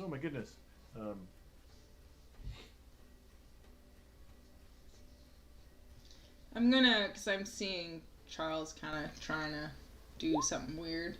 Who's the most fox-like fox even? Yeah. I'm gonna just kind of nod my head motion towards Charles to join us, if he so casually picks up on it. Sure. I'll meander over. Yeah, because I got a good read on those two in there, and Yeah, I'm gonna go. Hey, do you know what low fuel means? I give her a nice pat and say, "Don't worry about the big pretty lady." And I'll show both of them. I'll show them the signet ring before tucking it away. Ooh, that's kind of shiny. Yeah. So in case you guys didn't know, Alva is a tall pronghorn servant. I'm huge. Looks like an antelope with like long pointy horns. I'm horribly disfigured. But she's burned on all one side of her body, and she's a white furred on the other side of her body. So she's like a special white furred antelope that's burnt down one side of her body. And My and strength you're like what? is higher than my wisdom. Like 3 times our height. I'm 7 foot. So how tall is your bean? They're 2.5 Not 7 feet. foot. They're very small. They're, Yeah. they're at the small end of small. Yeah. So you're like at least 3 times our height. Yeah. Big lady. Um, But I can I wanna jump make pretty you- high to pat your bum. Yeah, I want to make you like a seat that Yeah. just like a little hammock between the antlers that you can just like sit in. Oh. So Alva, the sick guy that you're still carrying, kind of goes. Oh, he coughs and he pukes up. I forgot about him. Lovely. Yeah, he just barfs all over the ground next to you, and he's a mapak. There's a bunch of like breakfast sausage in there, some fish, God. like some nice grilled fish. Okay, Sausage. What was it made out of? so I have proficiency in a herbalism kit, and I have a kit too. Is there some kind of check I can make, or something like run tests, or something to see? Yeah, so the Doc Toscobble looks upset, and she turns to you and she says, "Oh, okay, wait. My office is like right here. This building here is my office, and so let's bring the dead gentleman and the Sorry, sick is your man." name Doc? Did you become a Doc because your name was Doc? Did your parents wish you very hard for you to be a Doc? That's how it works. Oh no, honey, my name. Oh no, honey! Oh no! Oh gosh. Oh, sweetie. Just a second here. My first name, my name Is old? will randomly be. They named you old? Oh, honey. I'm so sorry. I was gonna choose the first one that came up, and it was Beyonce. Nice, go for it. Beyonce Toscobble. My real name, remember my that. first name is Beyonce, but my friends call me Doc. Please don't call me Beyonce.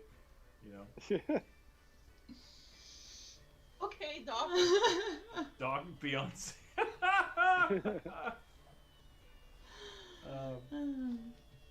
I am the queen of doctors, as it were. So yes.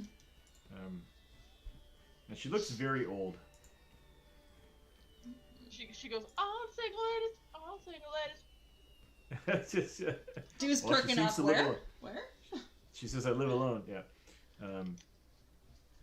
So she'll be like, okay, folks, bring the dead one into the cellar, and then bring the live one into my recovery room. So Okay, just give me a sec. I'll go bring that one, and then I'll go pick up the dead one.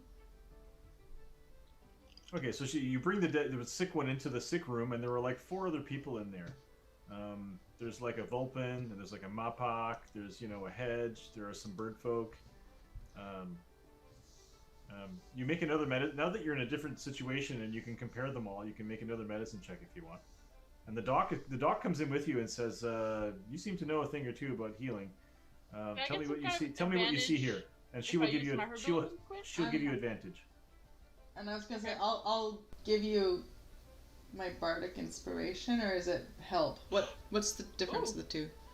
Well, the help action gives you advantage, whereas bardic inspiration gives an extra D6 or D8. I don't know what you get at that level. Okay. Yeah, I'll give you an inspiration. So how do you give her inspiration? Oh shit! It's a D6. I'm gonna say. I'm sure if anyone knows this, big lady, it's you. It's you, because I've seen you before doing inspiringly amazing things. You can do it again. I mean, just like I turn into animals and shit, but I mean, yeah. I got this. That's right, she turns into animals. It's fine. It's fine. So what did you? So you had a total of 27. Wait, hang on. You can choose whether you wanted to use that bardic inspiration on that or not, because you rolled really high. You can save it for what, up to. Well, it pushes it over 25, which would be a higher level of success. Okay, but if you choose not to, when you get bardic inspiration, you can. How long is it that you can keep it and choose to use it whenever? Alpha's not that smart. Alpha's like, oh, you're doing that for me? Thank you so much. I'll use it right away. Okay, so immediately you realize that there are no meat eaters in this room. They're all meat eaters in this room, or they're all that are sick. Can I go in the pieces of fish that he threw up? Can I go pick one up? Yeah, sure. Well, so I was gonna say. So first of all, they're all. None of these are like vegans or vegetarians. It looks like it's something they ate. It doesn't seem to be a contagious disease either. Okay. Where do they? So can I examine the food? Like the food that's on the ground? Yeah. Yeah. Herbalism. Use herbalism with wisdom. Use herbalism. Can I do that? Yeah. When you click on your herbalism kit, it'll allow you to choose. Oh, I had advantage still on. Is she still helping me, that lady? Well, how can well she so what well before doing this, so let's just back up a second. What the fuck is that? you rolled your Ozark harp proficiency. So let's just have a flashback to Doc Tozcobble, Beyonce, to her friend, saying. So you think this is something they ate? Where are you going? I'm just gonna go pick up some of that vomit. I'll be right back. Oh well, wait, hang on. So she grabs some rubber gloves or something. She says, "I'll come with you." You want to look at the vomit because you think it's something they ate? I mean, I've been here for like 2 minutes, and I kind of noticed that they're all meat eaters. I don't know how you didn't kind of see that before, but I mean, it's fine. It's not your fault. So she looks. So the sheriff is standing near. Well, the sheriff is probably in the basement looking at the body, or he's at the crime scene. The sheriff is like, she's like, well, come to think of it, the sheriff also guessed that when he thought that it was servants who were doing it because they weren't sick. Maybe there's something poisoning the meat. We should go. I'll pick up some of the meat that he threw up, and I will examine it with my herbalism kit. Okay, so in the throw up there was some sausage, there were some potatoes. There's always corn. There's always corn. There's a sausage and a fish. There's a big piece of fish. Yeah. So your Corn and milk herbalism. and tracer food. But I'm So still the trying to sheriff- figure out how we can So give the you sheriff advantage. is like right there. Well, because he's examining the crime scene, so yeah. Oh hey, yeah. I don't know how you got servants out of this whole thing, but it's pretty much just like people who don't eat meat. It's like, So yes, yeah, servants. yeah, sure, but I mean, there's like others, right? No. Okay, so he kind of looks at you with his big eyes, and he looks down at the puddle of vomit, and he says, "Look at the fish. Look at the fish." He says, "Sausages were cured months before. The only thing in there that was fresh is the fish." So I can't look away from him. So you can get advantage from that. You're like, what? I'll like pick it up. I won't bring eye contact. I'll like, feel on the ground until I pick it up. I can give her. I can offer her help as a bonus action. It's fine. The fish is it seems to be the culprit. Ooh. Where's the Cool. nearby lake? What kind of creature is the victim again? He's an Illyrian. Oh, Okay. right. People. The other. Oh, no, sorry, not that victim. The one who threw up. Yeah. Oh no, the Oh, victim. No, yeah. the victim. He's a Mapak. Motherfucker. Papa. Hey, where do you get your fish? And then what happens to the fish after they're caught from the water? Oh Is well. there like a processing plant? Whose job is it to, get Well, the if you fish? scroll a little further down the map, there's a fishing hole, where Alpha will just where scroll folks down go the do the map. best. It's the best fishing. There's a nice little rocky escarpment just off the fishing hole, and yeah, so that's where You people should go. probably somehow stop the flow of fish without creating panic for now. And yeah. Just because I don't want the person to not be known, I'm just going to use Gnasher Grub, who happens to be a Mapak. Gnasher Grub looks like a Tanuki kind of Mapak. He's Okay, kind so of like I'm a fat, just gonna. chubby, I'm red right- panda kind of thing. I'm right next to this Mopak, and I'm just gonna like touch him and Lesser Restoration for poison. See what happens. Lesser Restoration. Hang on.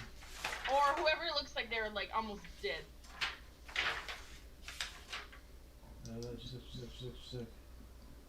Out of all my second level spells, I have 2 that aren't concentration. Everything else is. Fucking druids, man. Hang on. Where's the?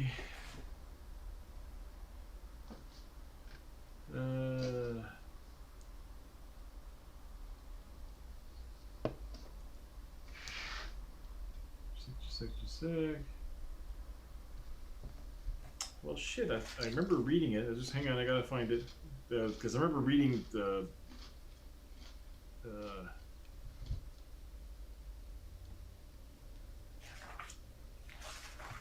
Oh yes, okay, hang on. I think I know what it is.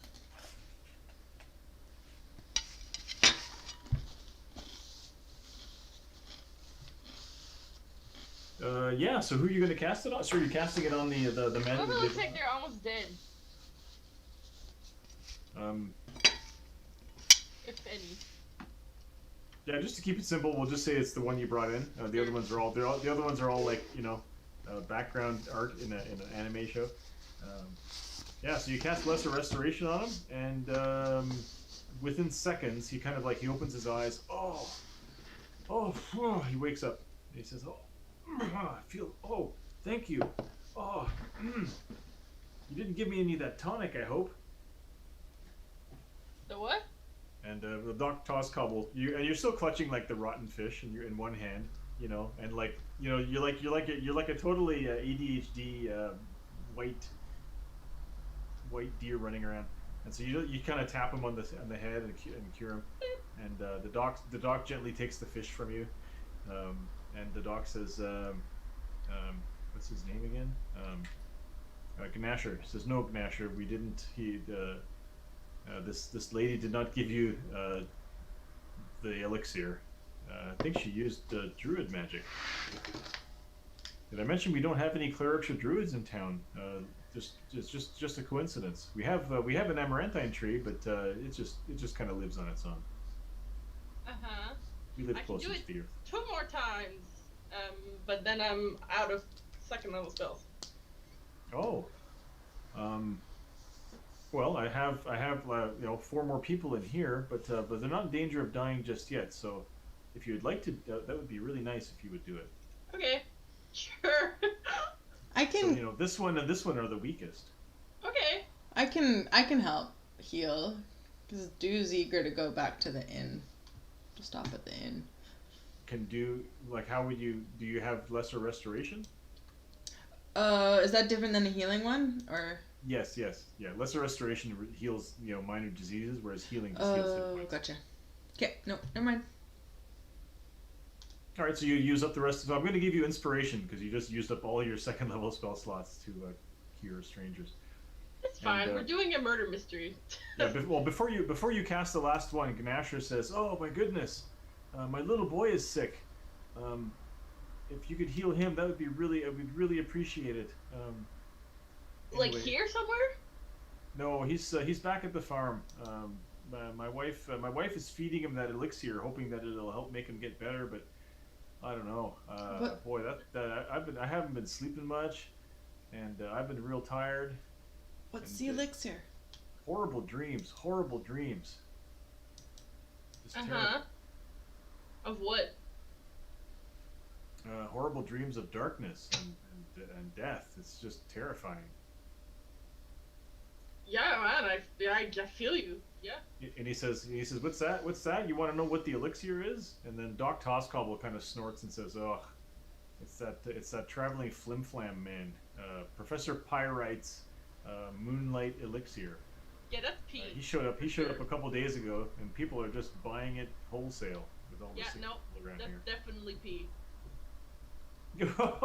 Probably mixed in with a little bit of ink. A little bit of moonlight, Yeah. Yep. So sure. yeah, no, he's just getting rich off of people's Mm-hmm. foolishness, and so Gnasher says, now Doc, my wife thinks that stuff is good, so and she ain't no fool. The Are you Doc, sure? well, no, I think she just got hypnotized by his old flimflam. He's one of those traveling snake oil salesmen, Okay, Bad well, kind. yeah, sure. Bring me to your child.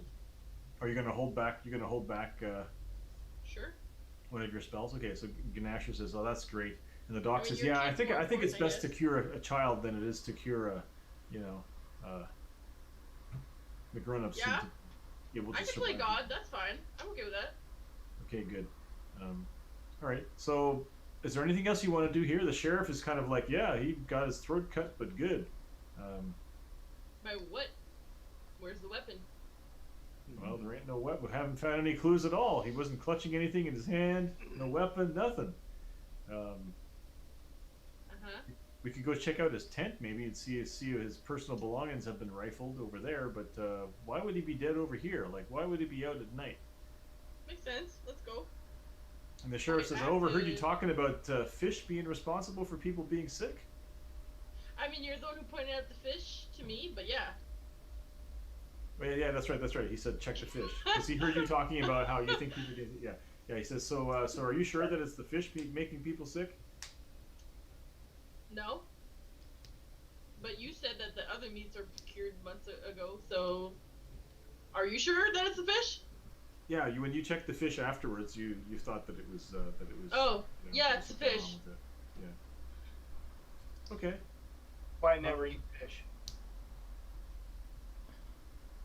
Like Frank, you never eat. That's right, Frank. You're like you come from the No wonder you had to leave the Maritimes. They kicked you out for not eating fish or drinking too much screech. Yeah.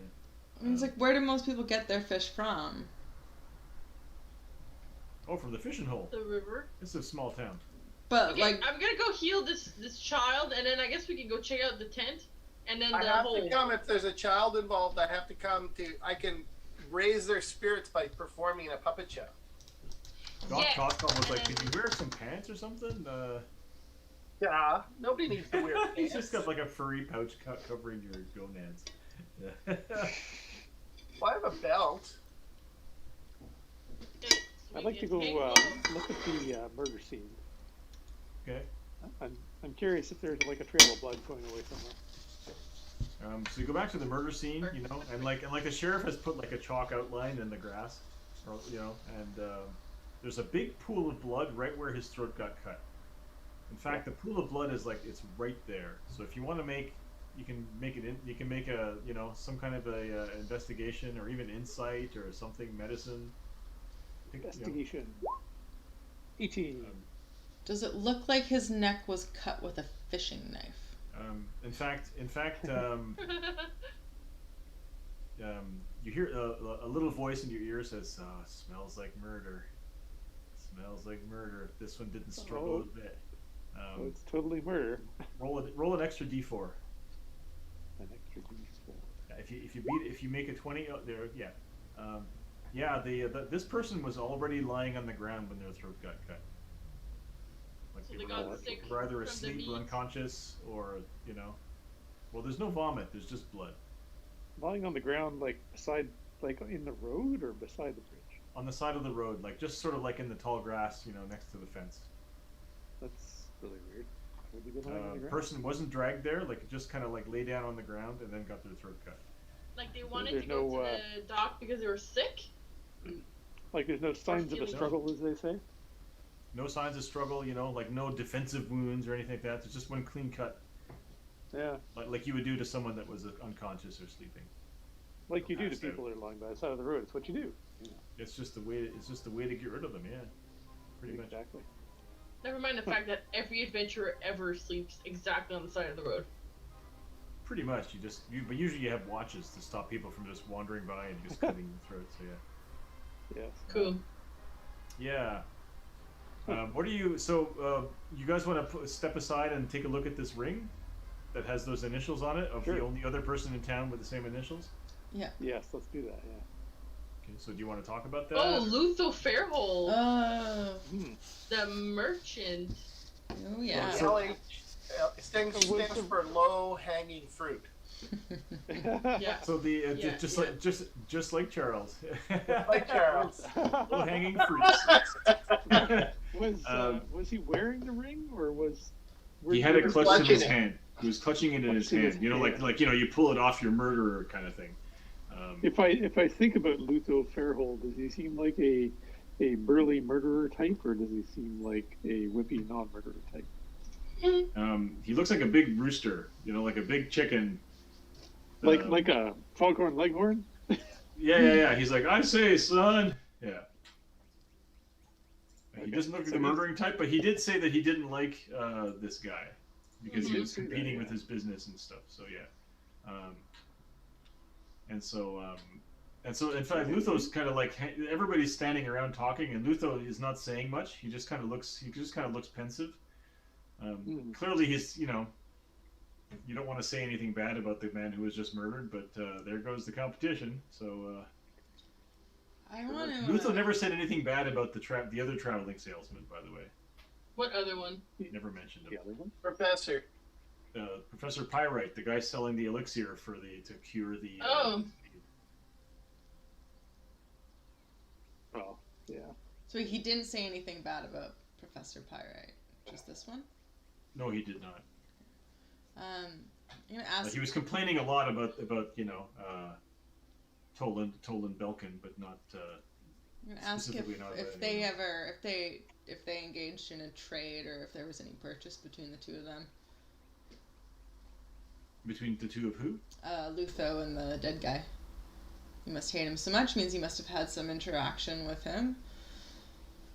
Well, are you going to ask someone about that, or? Oh no, I want to ask Or him, you- like Lutho, if he had recent business dealings or trade or anything with. Or are you just going to kind of walk up to him and ask him that? Oh, I thought. Are we not Yeah. in the same room with him? Well, because No, right now you're everyone's back- kind of standing around Oh. outside. It's a warm, sunny day. Bugs are flying around. It's just really nice. The people are still all standing around, the scene of the murder, talking, like people do after a funeral or whatnot. And yeah. Yeah, no, I'm pretty sure Dew would have been off wandering on his own, picking up every little noise that he could hear about what they're chatting about. As soon as there was mention that LF was the initials of this guy. Yeah, a few people are kind of like talking to Lutho and saying, "Yeah, we're really glad that Pyrite's here because the elixir is just doing well. We're not getting sick. We're glad he's here. Hopefully he'll stay a long time." Luther Fairholt says, "Oh yes, of course." Um, do you want to? Well, did you say you wanted to ask him a question about his dealings with the traveling merchant? Yeah. I'm gonna go up and like pretend to be like super buddy. Dude's gonna put on his best, All right. So what do you say to him? best little performance and just say, well, you look like the kind of guy who knows a few things about a few things, and it's like, I trust your judgment on this character who got himself all sliced up, but who, do you have any personal dealings with him? Like, what was he selling? Well, he was selling all the usual junk that these merchants carry around. All the things you can buy from the player's handbook at under 20 gold pieces. Those 30, whatever, all those things. Probably had some magic stuff too, but I don't know. All I can say is, I don't want to speak ill of the dead. Just don't want to speak ill of the dead. Where were you last night? Well, Did you you want want to to make say? you can both make insight checks if you're both bracketing him or anybody who's kind of nearby. Yeah, well, I was gonna say so it seems like he's got nothing that you wanted to buy, but you've got all sorts of incredible wares. I'm sure that he would have been interested in. Did you guys? Did he purchase anything? Did you make a trade with him by chance? Could you have given him? Dude's trying to figure out if this guy might have given him like a sleeping tonic or something that knocked him out on the street. So you kind of talk to him about, do you have dealings with him? And one of the kids nearby kind of like snickers. And the other kid like, shushes him and punches him in the shoulder. And they're like, like these, some of these, like Perry and Kaka. Kaka kind of snickers and Perry punches him. Shut up. Cool. You know. Well, while Alva then is jumping in and like interrogating him, where were you last night? Dude's just gonna quietly slip behind her and bring the kids to the side. Okay, Alva, can you make an intimidation? Can I use my strength? Yeah, big lady. You'd have to do something physical to use your strength, like break something or push him, or which probably I'm big. Go up on your hind leg. Yeah. If you could do, if you were in combat and you were trying to intimidate him, I would say use your strength. But otherwise, you got to use your charisma. Charisma. Yeah. No, he's kind of like, hey, back off, you. I don't owe you anything. So meanwhile, you're talking to the kids? I want to see that they snicker, and I'm gonna kind of try and trick them into wanting to give me the what they know what they're snickering about, because they seem to pick up on the fact that when I asked them about them having dealings. All right. Well, make an insight check on the kids. I'm just gonna try and do like a deception thing. And Charles and Horatio, if you want to do anything, just let me know. Well, we Inside were of heading 10. to the farm where they were going to heal that kid, and I was going to do a puppet show for them. We'll get there in a minute. So the kids, so you don't get much out of the kids. They kind of clam up when you see them. But that's an insight. One of them, you don't get much out of them. If you don't get much out of their body language. You notice that one of them seems to be eating candy. Oh. Like he's got a lot of candy. Alright, well, I'm gonna go. But otherwise, yeah. Gonna ask him. That looks like some good candy. Really good candy. Where'd you get that? Where can I find I myself got some? the general store. He's got all the good candy. Yeah, he's got all the jars of candy up there. They're good. It's good candy. I like the candy. And the kid like punches him. This is the other kid now, Perry, saying, "I got it's good candy." And so the other kid, Kaka, punches him and says, "Shut up." You're pretty sure these are like towny kids who shouldn't be able to afford to go buy 5-cent candy from from Toll and Belbin. Not from Toll and Belbin, sorry, from Fairhole. So, Weird. Alright, so I mean, someone's obviously buying them off. Candy, nonetheless. Yeah. Maybe I could entice them with a puppet show, and that would like make them. Yeah. I was gonna say, do really kind of wants to. I don't know. Like he's Mr. Performance, isn't he? Like to play like he's Buddy or on the same side as Lutho, and ask them. You guys are still keeping the secret, right? You haven't told anyone the secret. Oh, okay. Charles, you want to help out with puppets? You want to come out behind and be like, thieves can't. So in that case, I'll help out with the puppet show. Yeah. So in that case, Nico, I'll give you advantage on your persuasion from because the kids are kind of like the puppet show takes the pressure off. The performance or persuasion? Okay. Probably. Yeah, do sure performance. Because you're trying to pretend that you're, yep. 21. Okay, they're like, oh yeah, we ain't talking about where we got the candy, right? Right? Yeah, that's right. You know, I mean, we done what they told us. We done what Luther wanted. So yeah. Yeah. I didn't think this guy would get killed though. That's too bad. Well, I want to obviously we need to make sure that the secret gets kept. So where can I find him? Where can I find the guy? Find Lutho? He's right over there. I'm gonna try and trick him into if he knows about another particular creature that might have. Oh no! It was Lutho Fairhold. You know, he paid us with candy. And just to make sure you guys aren't some little imposters, you remember the secret, right? Well, yeah. And so tell me, just make sure you're not imposters. What's an imposter? I think it's a thing you put on the wall. It's a picture of a naked Vulpin. No, that's a poster, dummy. Mm-hmm. Imposters are people who pretend to be other people. There you go. Yeah. Vulpin should never be naked. So they always should have a shirt on.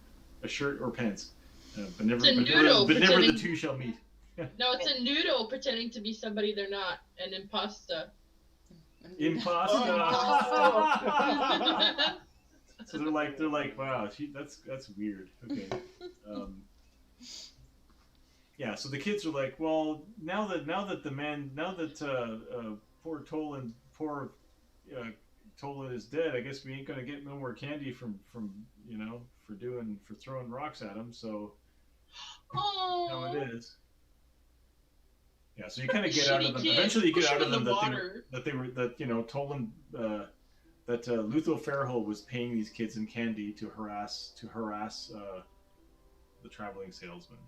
What an asshole! Push these little shits into the river, man. But these are all like 10-year-olds. You're pretty sure none of them murdered this guy. Who else was he paying candy to? Well, all of these kids. All the kids were on the bridge that were playing together. Do any of those kids... Oh yeah, Billy Bat's a great kid. Are any of them fishermen? Or deal with fish? Oh yeah, we fish all the time. Who's got the fishing knife? We're anglers. We don't, fishing nets is for losers. Where do you fish? We fish down by the fishing hole.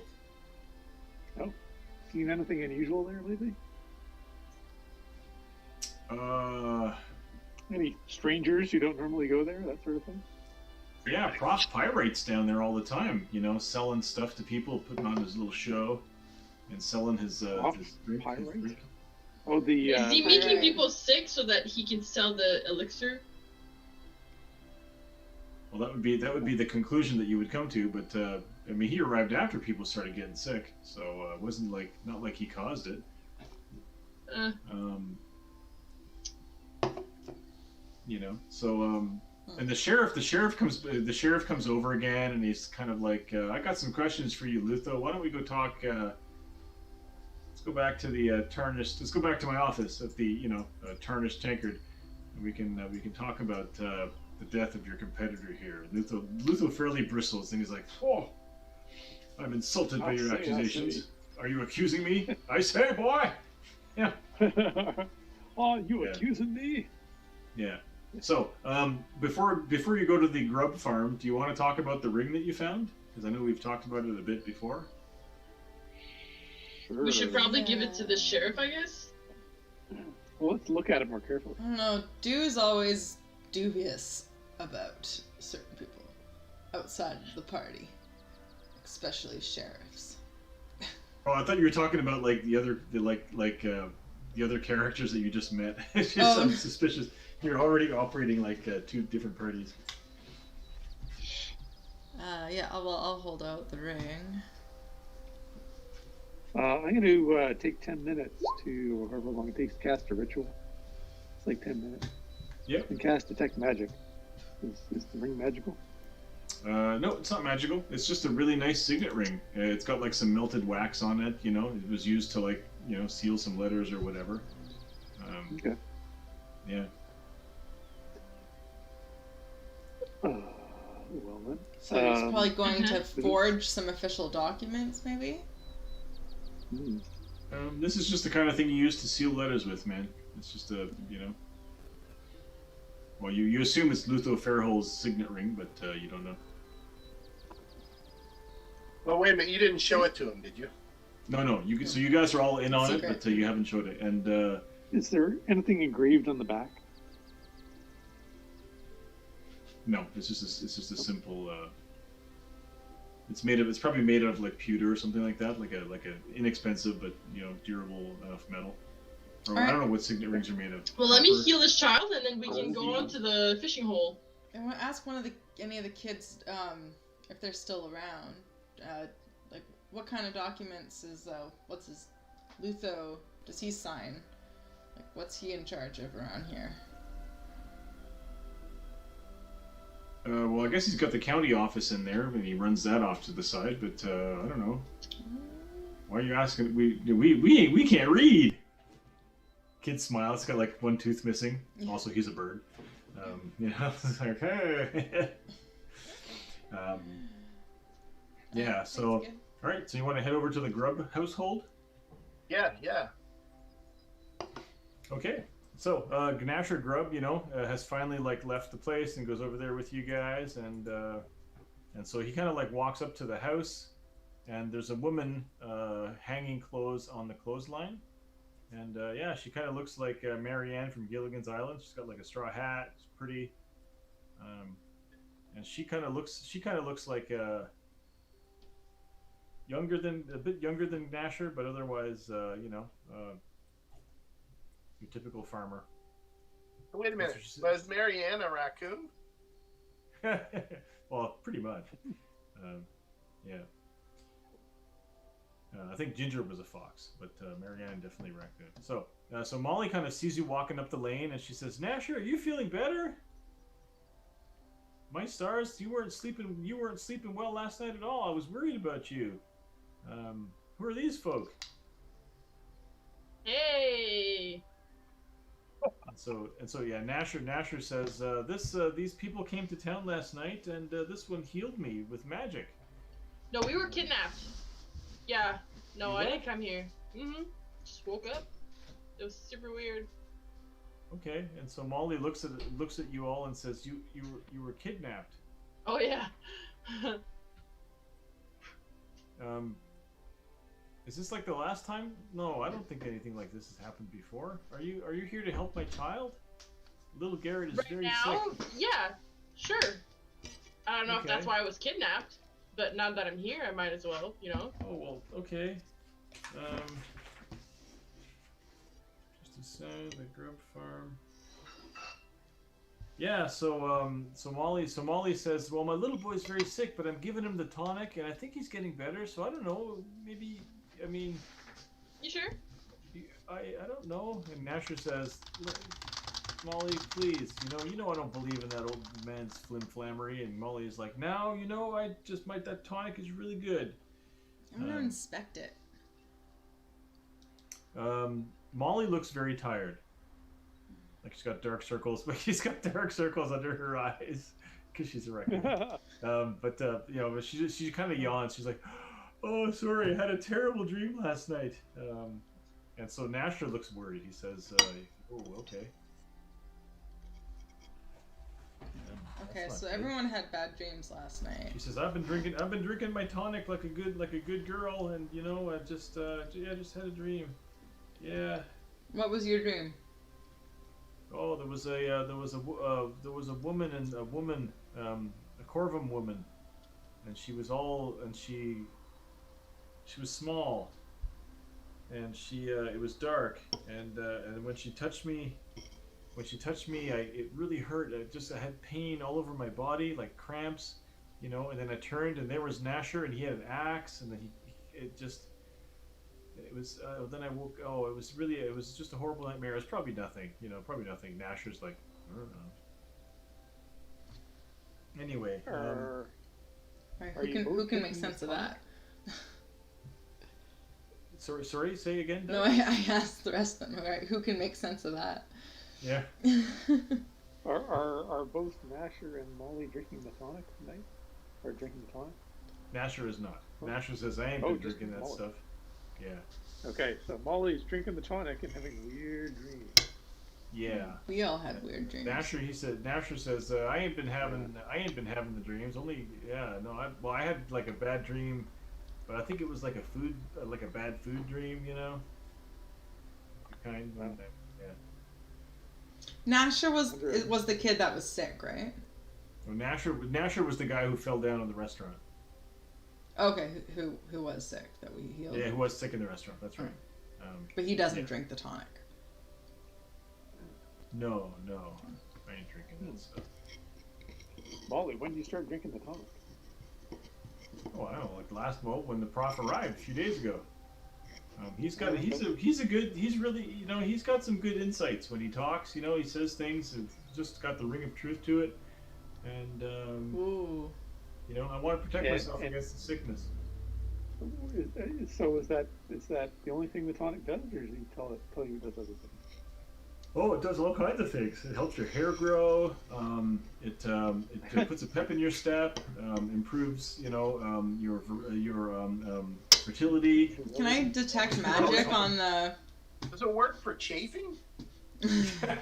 Oh yeah, absolutely. It helps you don't have chafing. Helps There's no way you can have chafing. It helps your bald patches grow back. It's great. Can I do detect magic on the elixir? Yeah, sure. So you cast detect magic, and I don't know if it's magical. Or is it just like swamp water that he's selling? Is this magical?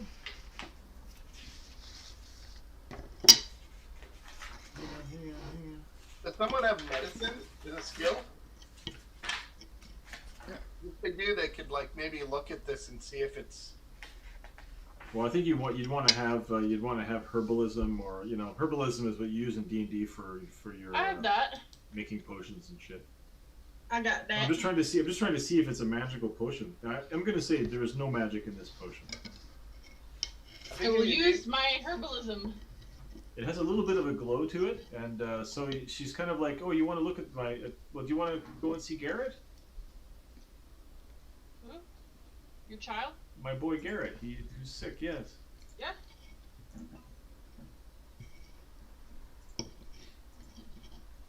All right. So she brings you to the back of the house into like a bedroom where you hear like a child coughing, you know, being sort of like sick, and there's like a little skinny skunk in bed. Garrett. How do you take a raccoon and get a skunk?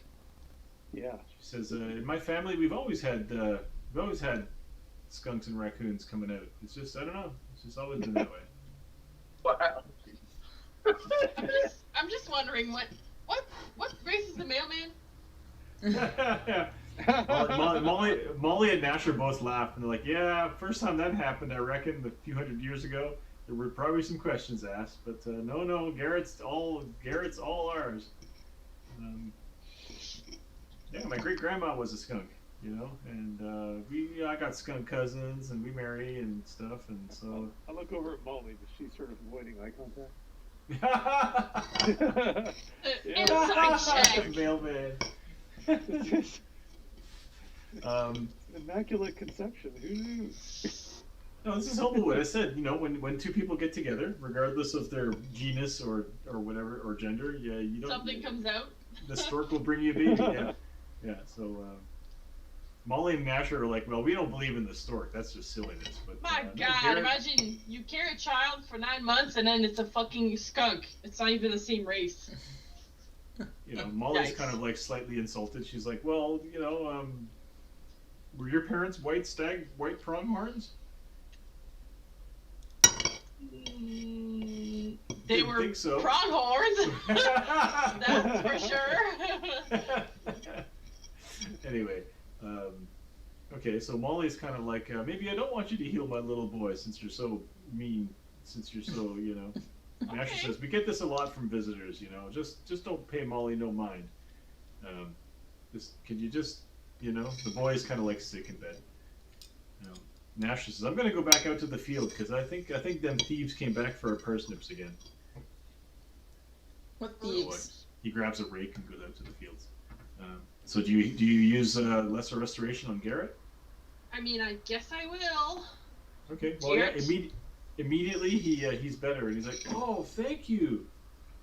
Oh, I feel so much better. I'm like, thank you so much." You're welcome, small one. Yeah. Good job, big Yeah. lady. Thank Oh, you. Mama. And so Molly like cries with joy, and she kind of like goes and hugs Garrett. I'll take the elixir, and I would like to make a herbalism check. Okay. Make a herbalism check. Roll them Bam. dice. It seems to be made with parsnips. Coincidentally. How long have your parsnips been being stolen?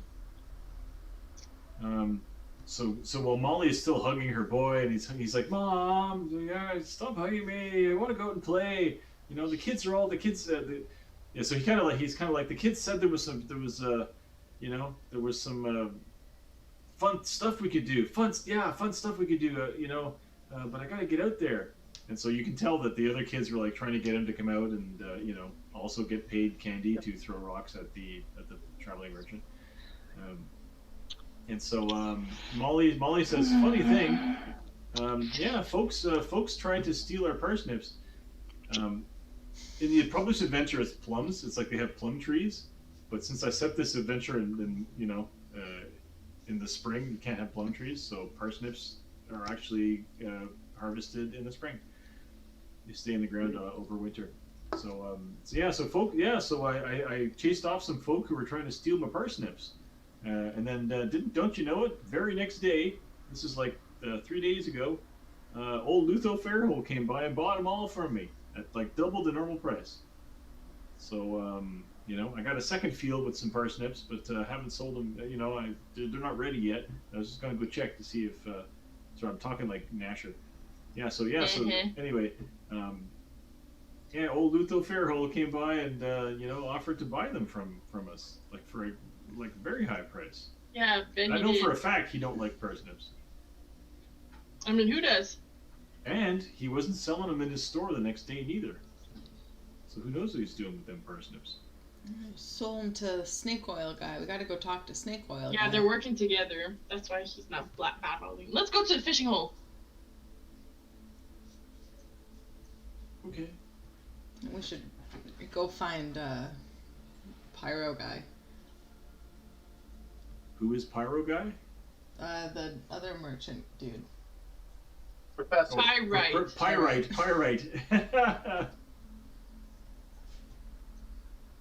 Okay, cool. So where do you want to go? You want to go to see Professor Pyrite, or do you want to go up? Yeah, you want to go well, check out the fishing hole? You can check out the fishing hole, like not far from Professor Pyrite. It's at the same place.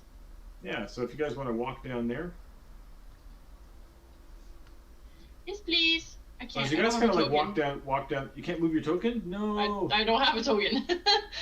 Just drag your guy over there. I don't have a guy. Just drag your character over there. I don't have a character. From where? No, The from your character sheet. Just drag your whole character sheet right onto the tabletop, and it'll create a token. Oh. But mine's popped out. Okay. No, from the info. No. Oh! From the Or sides, like from when your, you're dragging. Yeah. So ha ha ha da. Has that How do I always make been an her option? smaller? Has that always been something we could do? Yes. How do I make her smaller? I just made her smaller. smaller. Thank you. Although I should still rightly be bigger. Dom dom dom. And No, you're medium size, which is the same. You're just taller than me, but. Look how big Do And is. we should be bigger together. No, he's a huge dude. Dude. You're like bigger than me. See? I'm chunky, you know. Big lady, svelte lady. All right, but she's got thick thighs, you know. Yeah. So, I you guys are gonna all head over to the fishing hole. Okay, so yeah, fishing hole. Yeah, there's a couple of mop-hawks just fishing, just sitting there. You know, it's the morning. They're probably packing up their angling boxes. They got some fish. Oh, up Don't here. eat the fish! And I'll go and I'll whack all the fish in the water. The mop-hawks are like, oh god, there's a crazy lady. They're on the other side of the river. They're like over here in the trees. I'll like clop through and like knock all the fish. You turn into like an alligator and just swim over there and just knock them out. Oh, it's all above. Okay, well, if we're not over there, if we're over here. Keep coming up. Keep coming up north. No, that's not, no. You're not going. Oh, you're going to the Nightwing house. Oh, okay, yeah, let's go to the Oh. fishing hole Where's the hole then? down here. The fishing hole. It's just over here. It's just a bend in the river. And I'm gonna go and I'm gonna knock the fish into the water. Where it says fishing hole, there's a fish hole. Oh, fishing hole. Okay. Stop eating the fish. You wanna die? All right, so yeah, so you chase away the people who are fishing because you're like on the other side of the river yelling at them, and so they're kind of like across the way there is you see like a traveling wagon. On the side of it, it says Professor Pyrite's Moonlight Elixir. Oh, that's one of my goals. Is I want to get my wagon because I miss my wagon. Well, Other than could be good parsnips- news for you if this guy turns out to be the villain. Oh Other than- man, this would be awesome! I have a wagon again. Other Fuck than with parsnips, dragon. did I detect anything in it? There's parsnips. There's there are Why some. is it There are a few weird esoteric ingredients that you don't recognize. There's like a lavender oil. It's probably made. It's not magical, but there's probably some kind of. You know what? It's very slightly magical. I think. I'm sorry. It's very slightly magical. Okay. Because I think detect magic was cast on it. Yeah. And so I realize now. Yes, it's very slightly magical. Like there are little motes of magic floating in it. Wow, that's a big mouse.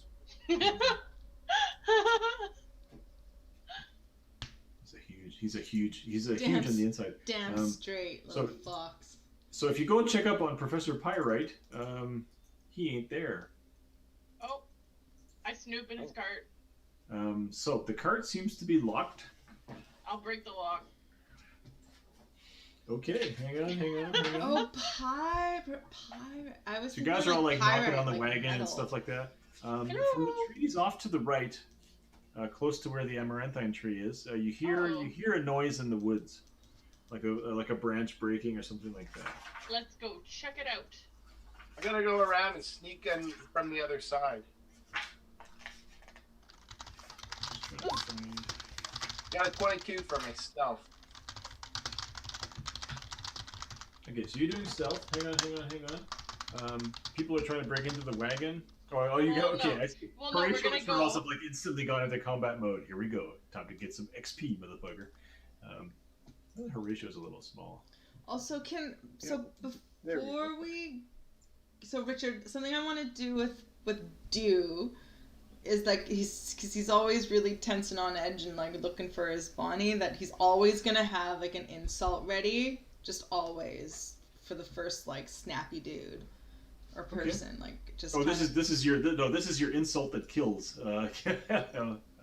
So like Dew's basically just always gonna have what was it? Vicious Mockery, is that the one? But I'm gonna need you to actually have a good insult ready to go at all moments. So okay. Might want to open up another window with some like zingers. Yeah. I don't know if you can find them online or whatnot. Yeah. Good mama jokes. Yo, mama jokes. It's like you do enough damage to kill a guy who says, "My mama was that big." Yeah. Okay. So Fox Boy kind of sneaks into the woods. I mean, I can just tell you find like a big log, and underneath it, you hear the sound of cats meowing. One thing I forgot to tell you was that people have also noticed their cats have gone missing in the past week. Okay. Ooh. I got a book. I can make a cat appear. So. I'll lift the That's log. right. No, but all the cat does is sit on the book and stop you from opening it. Doesn't he? And what are No, it cats just in- like does whatever cats do. But Yeah. what's a cat in Humblewood? You're right. Oh my God. What do we replace cats Gotta be with? some sort of bug, right? Like a beetle or something. Like it can't. Beetles know. are Mine's are real dogs. cats. So cats are like gigantic caterpillars. Spiders. Caterpillars. They're just fuzzy Caterpillars, there you go, caterpillars. Caterpillar. So you hear meowing. Oh, this is canon for sure. So you hear meowing coming from under a log. Yeah, You're like big caterpillar. grubs. Oh God, caterpillars.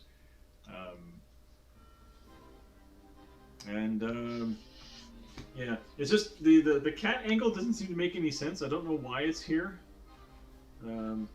It's fine. We have cats. This is great. Well, we have caterpillars. Who's hungry? Yeah. I'll leave. So It's grub. Yeah. Grub is grub, man. Exactly. Grubs are good.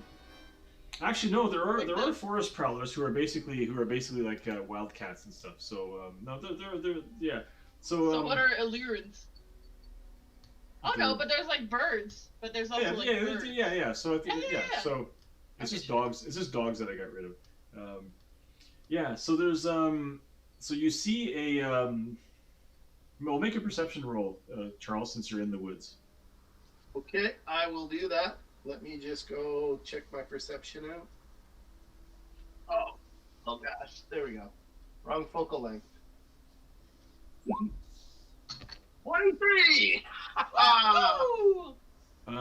You see basically like a smaller version of the forest prowler. I think you've seen forest prowlers before, who are like magically camouflaged mountain lions, or panthers kind of thing.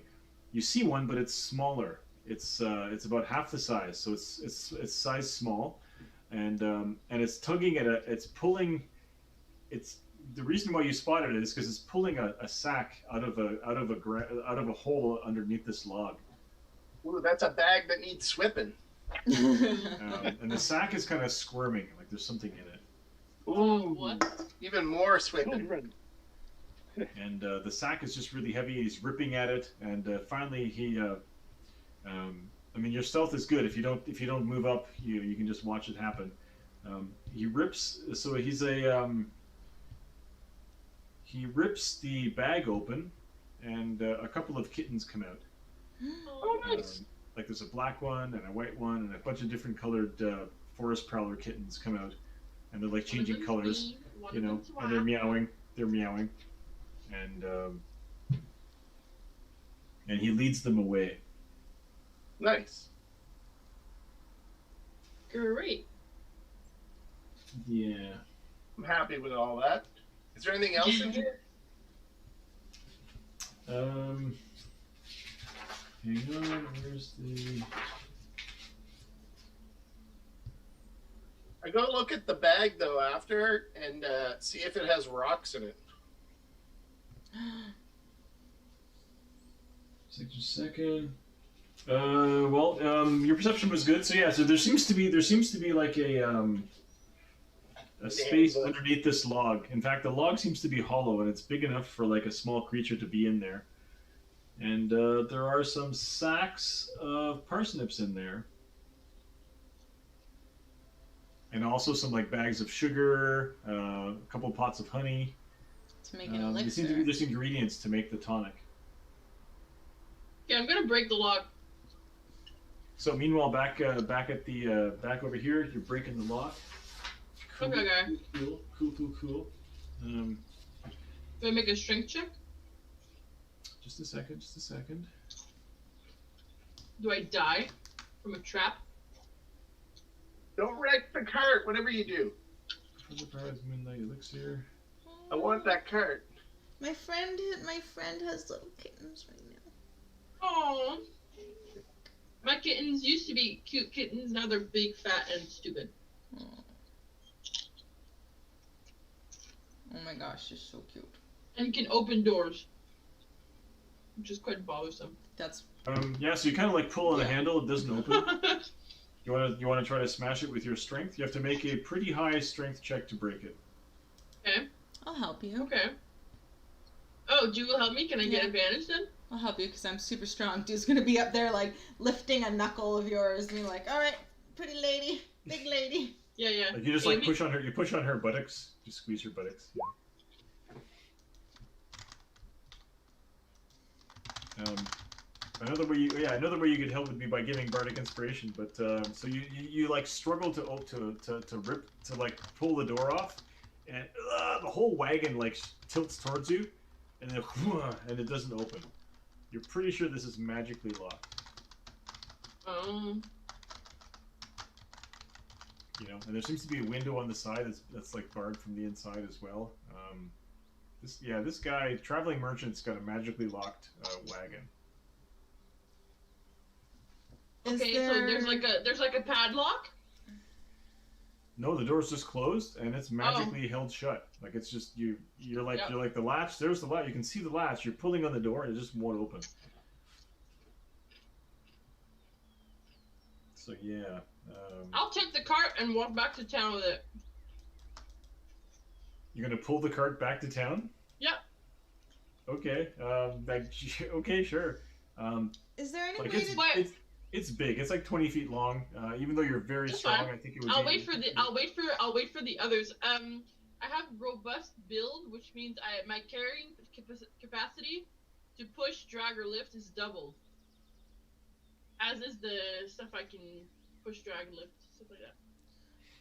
Okay. Can we get any indication if there's like a magic item that would unlock it, or if it's just the guy's spell?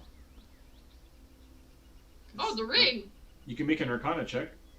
Okay, I'll do an Arcana check and see if there's any... and I'll touch the ring. Might as well test out and see if the ring does something. Oh, but if it looks like we can recognize an item... The ring doesn't do anything.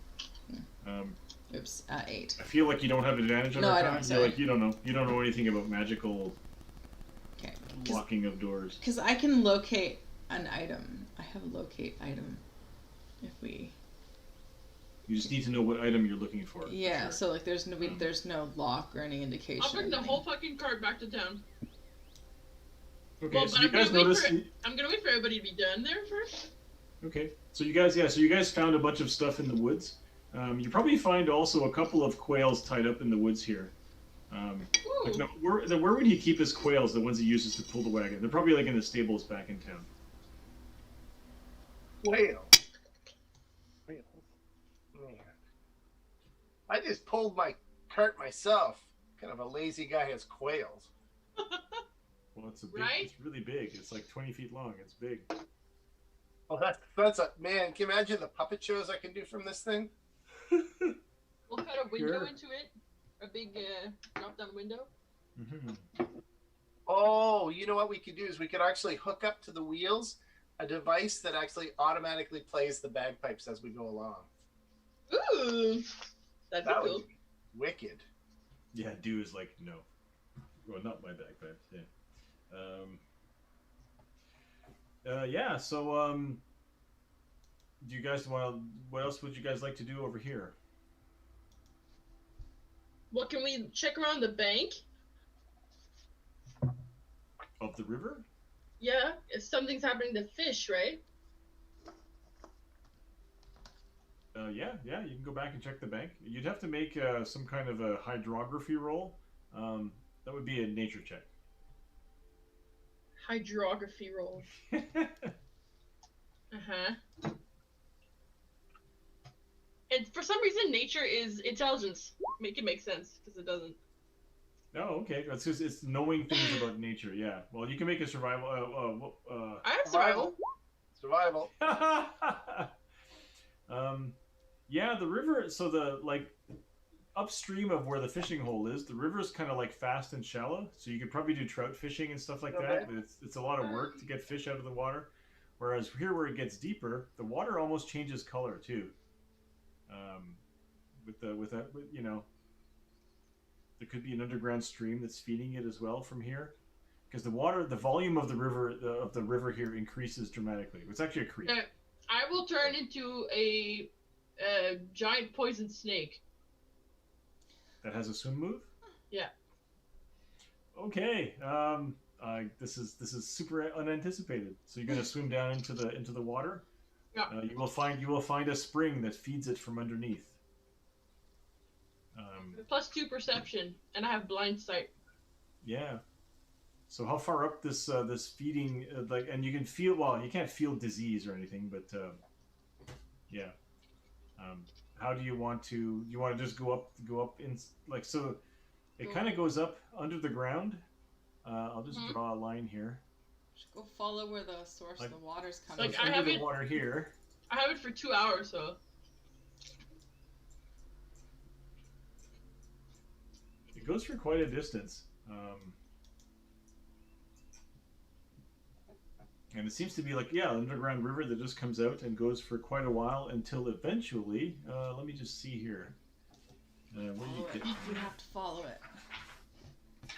And then, hours later, she never comes back. What do you guys do? Sorry, you didn't anticipate a druid? With a swim move? That's bullshit. Okay, so... You made us level 4! Yeah, so and this is in total darkness, by the way. Eventually, up ahead, you see light. It looks like torchlight.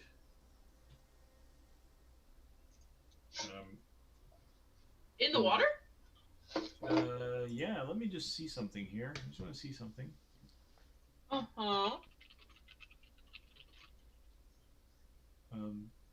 Obviously, just give before me I 2 turn seconds. into a fucking snake and leave, I'll be like, I'll be back. I'm gonna go turn into a snake and check it out.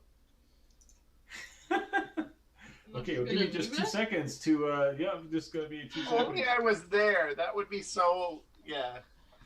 I'll I'd be making puppets for this.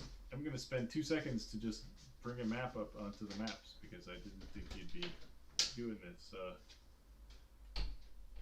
It's just just talk amongst yourselves. Hopefully, it's you're having a good time. Like, for example, with Doug, it's hard to know because he never says anything. But then he's like, "No, I had fun." So.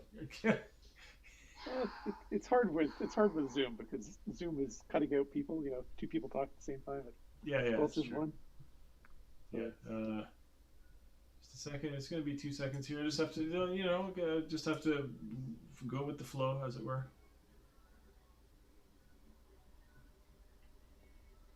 So I always feel like I'm getting squelched. Oh, it's squelched by Zoom? Yeah, by Zoom, because if you got a multi-party talking thing, it basically selects whoever's. I think it selects one person to be talking, and then it sort of squelches the others. Yeah.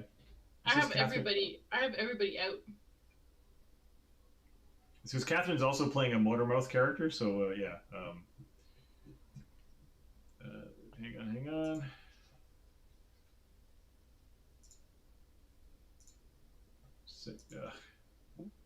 I just want you to know I'm burning with jealousy that you're getting your AstraZeneca vaccine. Oh, really? Yeah. Frank seems to think I'm a fool. Can't be friends with Frank anymore. No. It's just the AstraZeneca. The studies are showing that it's not effective against some of the variants at all. Not effective at all. So that's kind of what's Sharon's on conference calls all the time with where they're bringing in people to talk about the latest research, and that's what they're finding. So anyway, but if that's what you can get, it does work against the disease. It's just some of the variants it's just ineffective against. And it definitely works great against the UK variant, which is the one that's basically galloping through Ontario right now. I think I listened to a conference call by Vera Etches, Dr. Vera Etches, yesterday, the day before, where she said lately it's been pretty much all of the cases in Ottawa have been the UK variant. Oh, okay, good. It's just taken over, and AstraZeneca works great against that. So that's good.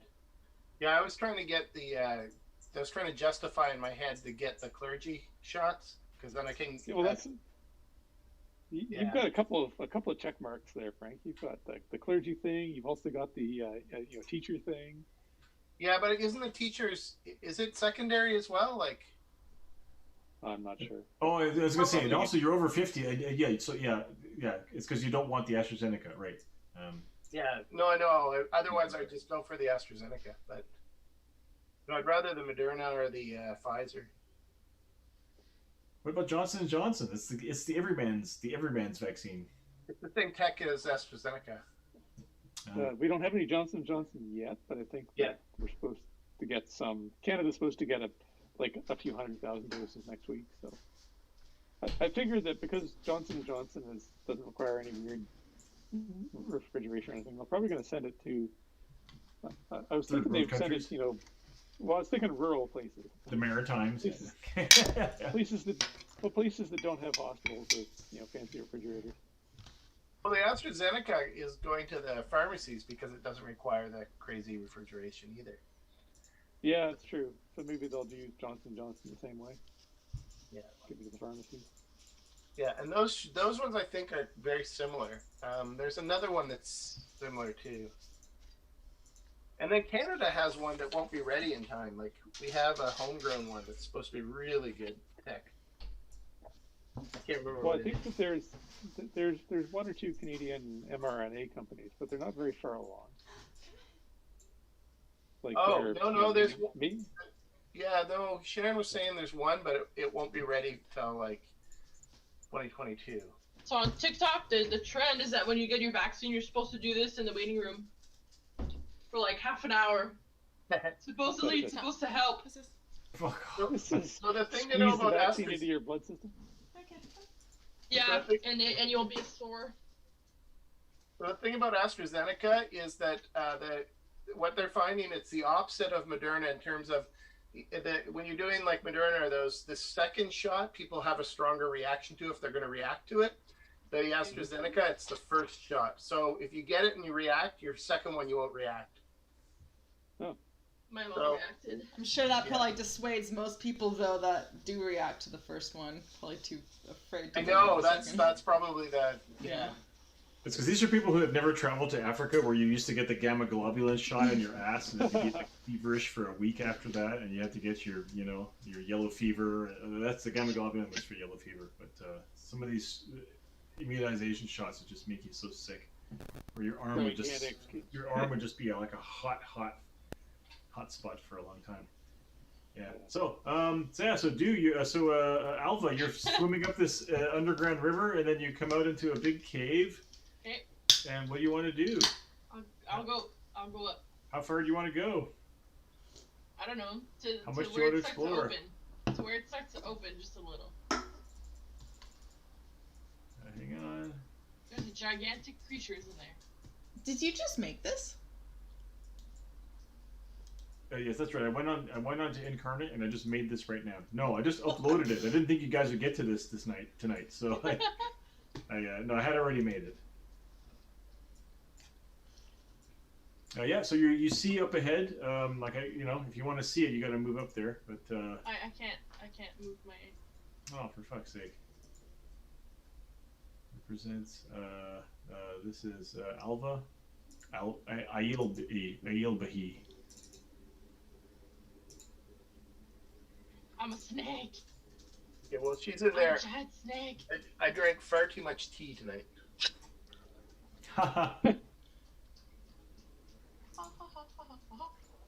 Name Alba, nameplate, it's not showing the name. Fuck, I hate this. Okay. Yeah, so there's like a big cave, and there's rocky shelves on both sides with, torchlight burning beyond. At water level, you can't see too much into there. I still can't move her. Really? Yep. Represents character Alba. That's you, right? Yeah. Name Alba. Controlled by, determined by character settings. And you are Alba? No, Kathy. Yeah, but Alba is controlled by Kathy. That's what I mean. In player's journals can be controlled by. It should work. Are you sure? Are you using the right pointer and the right? Yep. Oh fuck! I just moved the map. I just fucking moved. God damn it! I'm not looking. God. But wow. What's going on? I dragged the map. Oh my god. Okay. So pretty. Like how? Like to get to Okay. this The place, problem is that Alba is not an object. It's a map token. That's why. Fucking roll 20. Okay. Because I was Like, in if I the were map to- layer when I dragged it on, and so I made it into a map token that you can't touch. So Like- hang on. If I were to bring people down here, like by swimming super fast, would they be able to hold their breath that long? They can hold it for like a minute or two, right? And Without a maybe- swim move, there's no way. This passageway is very like you're a snake. But I have a swim move. Yeah, without a swim So move, you could I you can't. bring them? There's no way. It's a very fast current, by the way, as well. But can I go get them? Is what I'm saying, one at a time. No, there's no way that you could bring them up here. Most of them Okay. wouldn't fit. Well, actually, no. Sorry. The hedge would fit, and the mouse would fit, but not the Vulpin. But Can they I wouldn't just be able to poke breathe, my head out and look? and you would probably have a lot of trouble pulling them up. Yeah, sure. What if I was a crocodile? No, I wouldn't fit. So I the would be large. water, like right where you are now, the water is really foul. Like it's just nasty Ooh! garbage. There's like a garbage, horrible stench of, you know, the water just tastes awful, and it's like you're a snake. You know, you taste everything. You're like, yeah. I'm using my tail to. You're using your tail to not taste the water. So, like, wipe my tongue. I'll take a look. Look. Look.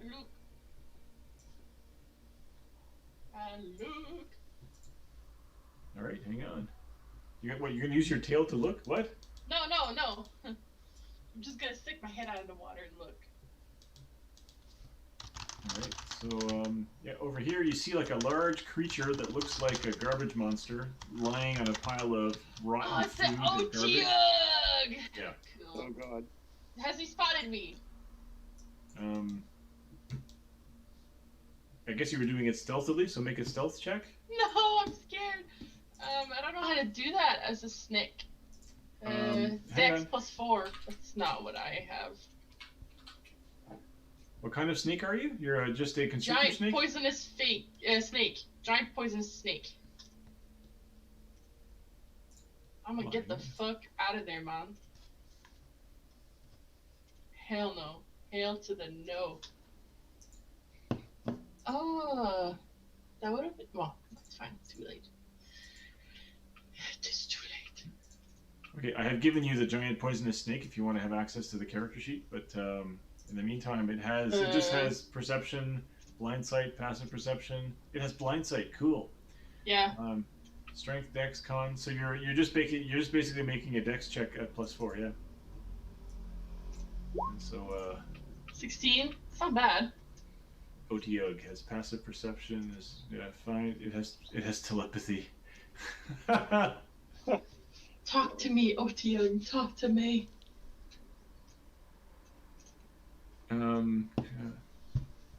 So you kind of flow it, and you feel in your head, sadness, anger, weakness, hunger, so hungry, I'm hungry, and you kind of look up, and there's this Otiug just trying to eat whatever's down here, but it's all, you know, there's bugs and rats, and it's really hungry, and it's kind of stuck here.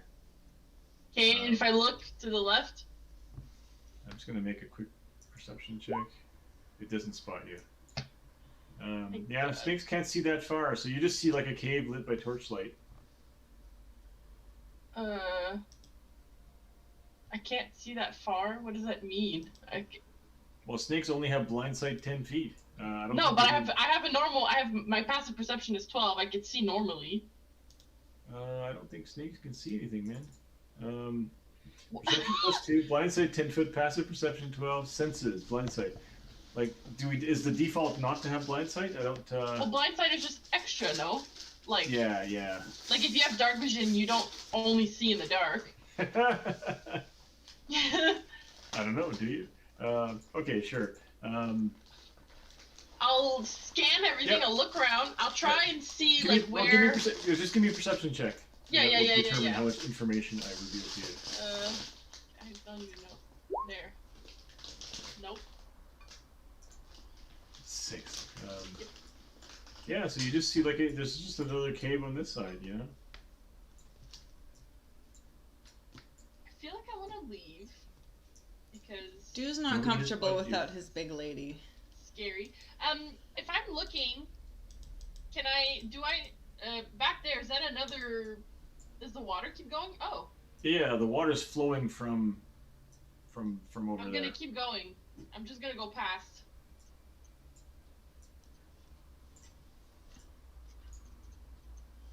And see where that leads me. Well, there seems to be another passageway up here that leads off in both directions. Oh. Okay, I'll follow it. So you're climbing out of the water now? This is like a rocky passageway that's not in the water anymore. Yeah, it's fine. Okay. I have a normal speed as well. Okay, just a second. I'm size medium, so I'm pretty big. I'm like the size of a person. Yeah, but I figure snakes are kind of skinny, so they can fit through small spaces. Yeah. I'm just trying to think here. Well, up ahead you hear the sound of somebody talking to himself. Or he's yelling at the audio to shut up. Just a second, I gotta go back to this map. I feel bad for the audio. Who is it? Am I not supposed to know who it is yet? Too late now. Oh, I gotta grab the token.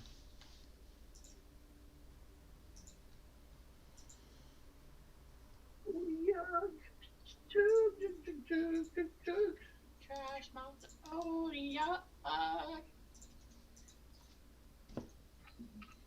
Some days we're all OTUGs living in our filth. It's quarantine, fam.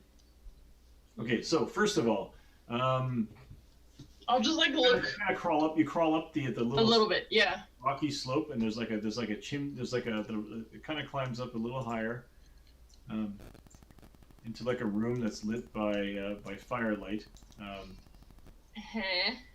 But the person talking to himself stops very suddenly, and then you don't hear anything for a bit. Okay. I'll go forward a little bit just to see. I want to know who it is. Oh gosh. All right, just a second. You have a backup character? Nope, but if I do, it's gonna be a Twilight cleric. Nice. No. I just love the channel divinity that clerics of Twilight get. What is it? Usually channel divinity I find is kind of useless. Like turn undead is very specific, and the second level where you destroy them is meh. Doesn't usually work. Clerics of Twilight, like once per like rest, short long rest. They have a big dome that gives people temporary hit points every turn. Every time they. It's a 30-foot radius, yeah. 30-foot radius dome sphere, yeah. No, it's not dark. It's Twilight.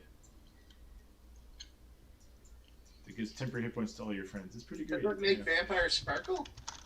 Yeah, yeah. Ooh, yeah, so you kind of like come over the lip and you see a room. No. Thing. Enough. Enough. There seems to be like a laboratory down here, with, like potion bottles, in the process of being filled. There's a cauldron burning on the fire with steam coming off of it. You don't see anybody here. My God. I don't see anybody in here. I see somebody in there. I'm turning around. I'm turning around. Fucking damn it! Like I can't. Jesus Christ! There's a Vulcan in there. Ah, fuck! Just fucking fuck. Anyway, so Well, you look, we he disappears, but he clearly saw you. I'm gonna go up the tunnel, up the water very quickly. I'm just going. Okay, Up the water. So how long do you want to go up this passageway? Till it ends or comes out somewhere else. How long can you stay in snake form? 2 hours. Okay, so you go for half an hour.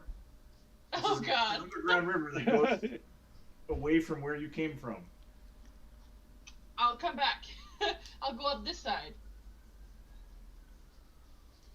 Okay. Like after things have calmed down, I'll come back and then go up the other path. You'll come back like half an hour later because you went upstream half an hour, so it will take you 15 minutes to come back down because you're going faster. So 45 minutes. So you've been almost an hour now. Yeah. Everybody's like, well, rest in peace. She's fucking dead. I'll go up this tunnel. Yeah. I'll go. I mean, you have 11 hit points. Okay. Sure. I sure do. So you kind of swim down, and then you're gonna climb up. Okay. You're I gonna don't climb know. out of the water. You're gonna climb out of the water and into the rocky passageway this way. That's your plan. Well, because our Otyugs water people? You don't know.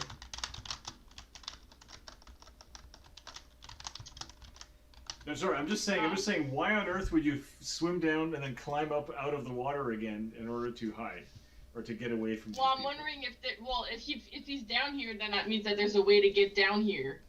That's not in the water.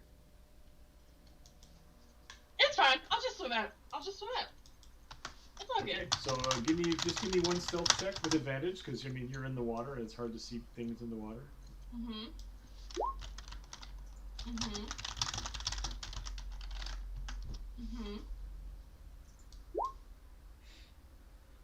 Okay, hang on. Yeah, that was okay. Yeah. But I heard someone talking, right? A person. Yeah.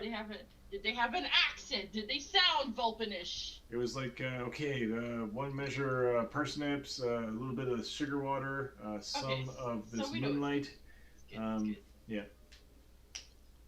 Well, I wonder if there's a connection underneath the log. Could be. Somewhere No, there isn't. It's really just a place where they're storing shit. It's just not yeah.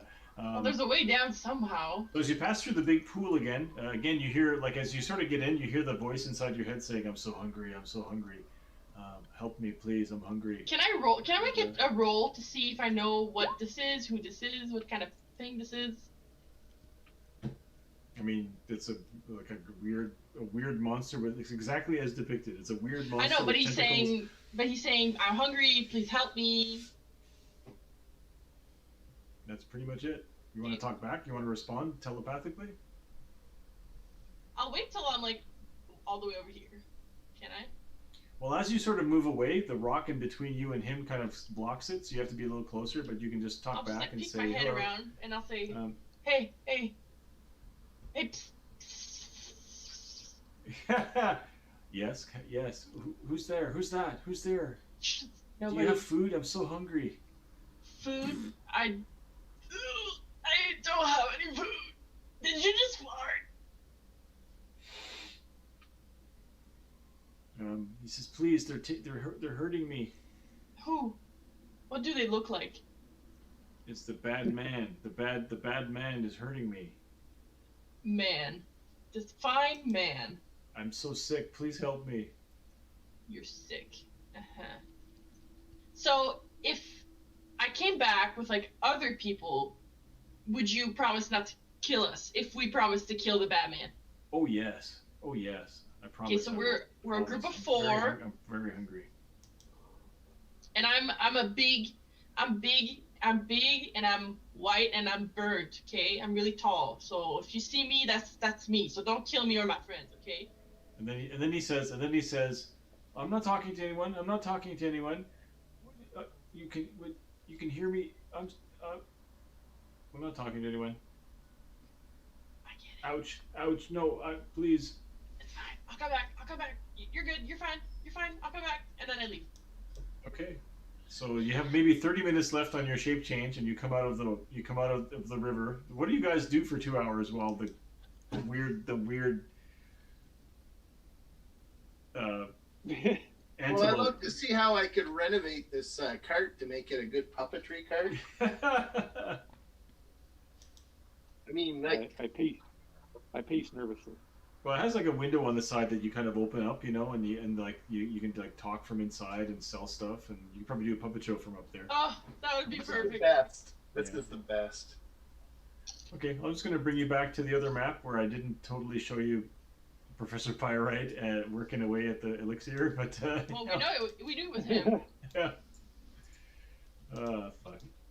No, I mean, if anyone's watching this, you know, I'm glad that we have Roll20, but the interface, the switching layers is so clunky, and if you go on Reddit to like talk about that, because they have a Reddit, you know, they have a Reddit subreddit.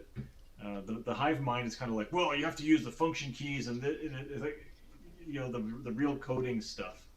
You know, oh, you have to make macros and do this and do that. It's gonna be great. And I'm like, can I just have a product that just allows me to play D&D on a map?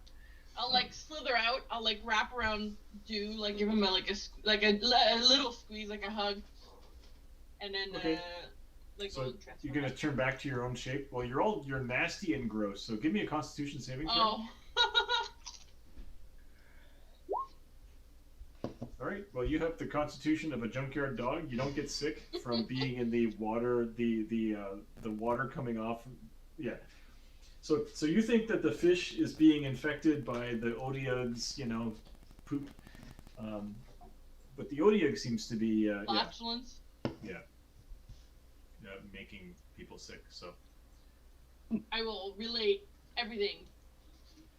I went down there, you know, as a snake. I mean, I can do that sometimes, just twice a day, usually. Unless we rest, then I can do it more than twice a day. And I went down there, and then there was a really big, like, trash monster, like, with these things, and it was like, it was like eating, and it was like targeting my brain. It was thinking it was like hungry, I guess. So I kept going because I'm really sneaky as a snake, not as me usually. And then I heard someone talking. But they were not there, or invisible, or something. there was So something I- slipped. So I like kept going up the river for like half an hour, and then I realized that I was probably just gonna like transfer back into myself, get stuck and die. So I got scared and I turned back around. And then before I left, I decided, hey, I'm gonna try and talk to the thing and see if it works.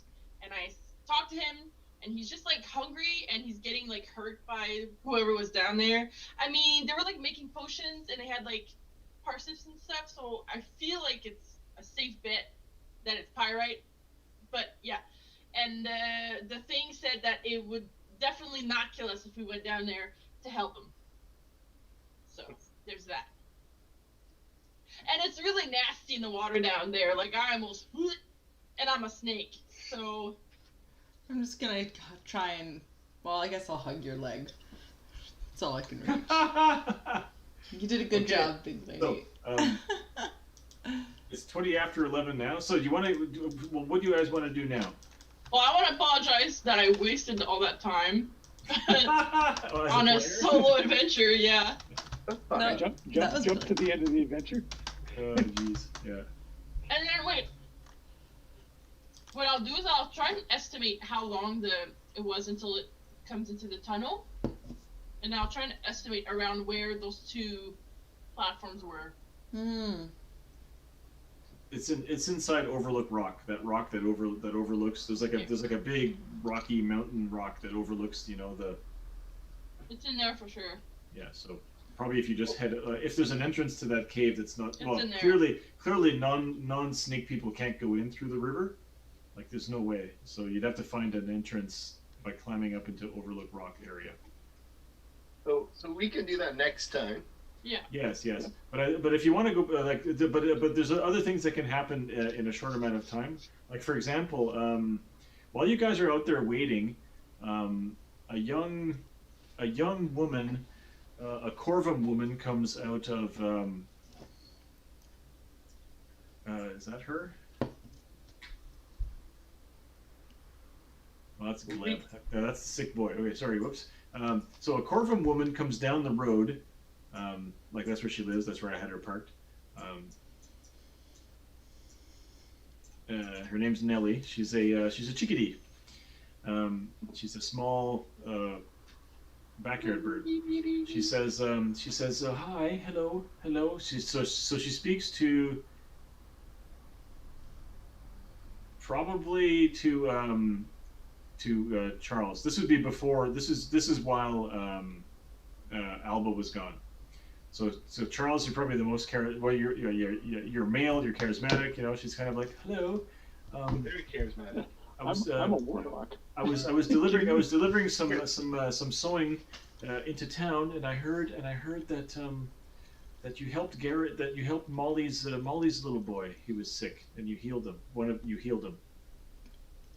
What are you doing, Kat? What's wrong, Catherine? She's choking to death. That was really funny. I'm a warlock. Their skill is literally charisma. Oh, sorry. I got a charisma of 20. This is totally like, you know, the young woman going after the tallest man in the group, right? You know, like, yeah. You know, you're right. I'm a warlock. Yeah, so she kind of looks, yeah. So she speaks to both of you then, whatever, it's fine. And so We're both. I'm just slightly less charismatic. I was gonna say even Dew probably has a charisma of 18 or 20 also, because Dew is a bard who's built on charisma. So Yeah. I'm a bard too. That's why. Yeah. She was fooled by your. And then there's me. By your I'm bard. big. I'm strong. Man, it's a double bard party. That's like the best. She says, "Is the professor not here? He's usually in his wagon selling his elixir. I don't know where he could be." A really nice wagon. You think he'd mind if maybe he'd want to sell it? Think you might if it got swift? Ooh. I don't know. I don't know anything. I don't know him very Swip or well. no I did swipping? some sewing. I did some sewing for him, and he seemed pleased with the results. I'm Nellie Nightwing. I live in the lake house. My boy. I heard that you helped the grub boy, Garrett. You healed him of the sickness, and so I was wondering, are you here to heal all the people in the village, or are you just, you know? She seems really distraught and upset, and she says, "My boy Gleb, he has the sickness, and I just don't know. I've been giving him the elixir, but it doesn't seem to be. Well, he hasn't died, so I guess that's good, but." Yeah, so you're not saying, can you help? Like, I was wondering if maybe you could help me, if you could maybe heal my boy. Well, we could probably look into it. See, our healer turned into a giant snake and slithered off. Oh goodness. Well, that's something people do that don't live in this town. I'll tell you that much. It's such a nice town. I just don't know how this happened. Well, how often were people getting sick? I mean, like, since when? Oh, it's only been happening for about a week or so, I guess. And how long has that dude been here? So stop buying his... Professor Pyrite? Yeah. He arrived a few days ago. I think that other man, the peddler, he was here before everything started, but I heard he got killed. Oh yeah, he got killed all right. Nasty. Could they have swap spots? They have soft spots? Could they have swapped spots? Oh. I'm sure they've got soft spots. Okay. Anyway, well, are you waiting for your snake friend to come back, or is there... Yeah. She looks very shy. She's holding like a basket under her arm that seems to have like folded cloth in it. Our sneaky healer will be back any minute. 2 hours later. And So she's kind of like, okay, well, Well, we'll come see you later. We'll come to the lake house. No worries. will you come? Will you come today? Will you come today? Well, if we can, we'll come today for sure. Well, thank you very much. Thank you. Well, we'll just keep drinking the elixir to make sure that we're still safe, and then we'll. Stop drinking the elixir. Stop. Guys, we're gonna make everyone stop it. What? Yeah, you stay away from the fish. Apparently, we don't think the fish is so good around here right now. Or the elixir. Stop eating the elixir. Well, the elixir is probably fine. Oh, the fish. Do you eat the fish? Well, I don't eat the fish. That's just terrible.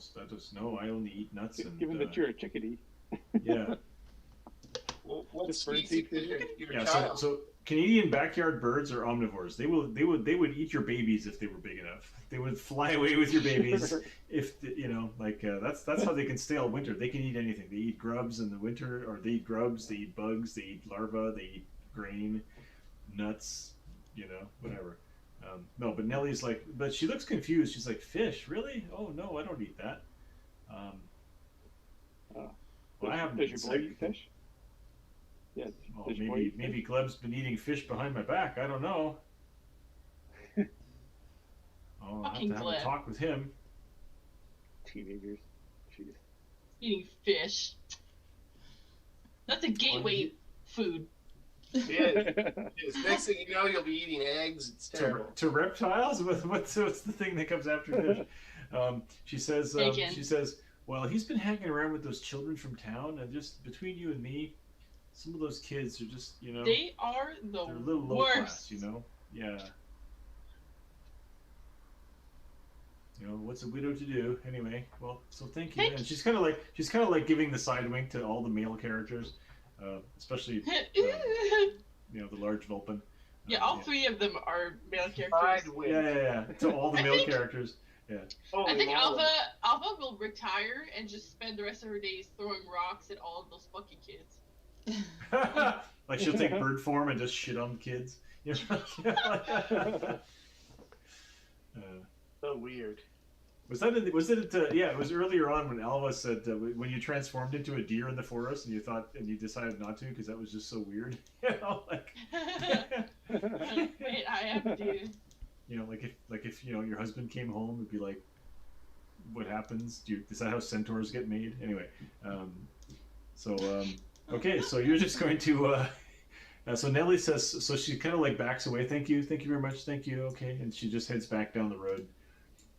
And she's gonna take the long way around. My God, that's Like- not like- worth it. Eventually, because you're still waiting for Alva to come back, you see her like she comes down the path and she waves, hello. She's quite well. This is the scale is cartoon scale, but yeah. And she walks back towards the lake house. Okay. All right, so Alva comes back. I say Oh! everything that I said. I'm not doing it again. You zip squeal the I've information. talked Okay. enough. Yeah. Okay. So you're gonna head back to town. If we take a short rest here, if we want to, I can go heal that kid again. Yeah. So why don't we do that next time, though? Okay. Well, in that case, we can set up the healing of the kid thing, and then break until next week. So can we just say that we've done a short rest so that I can update my spells?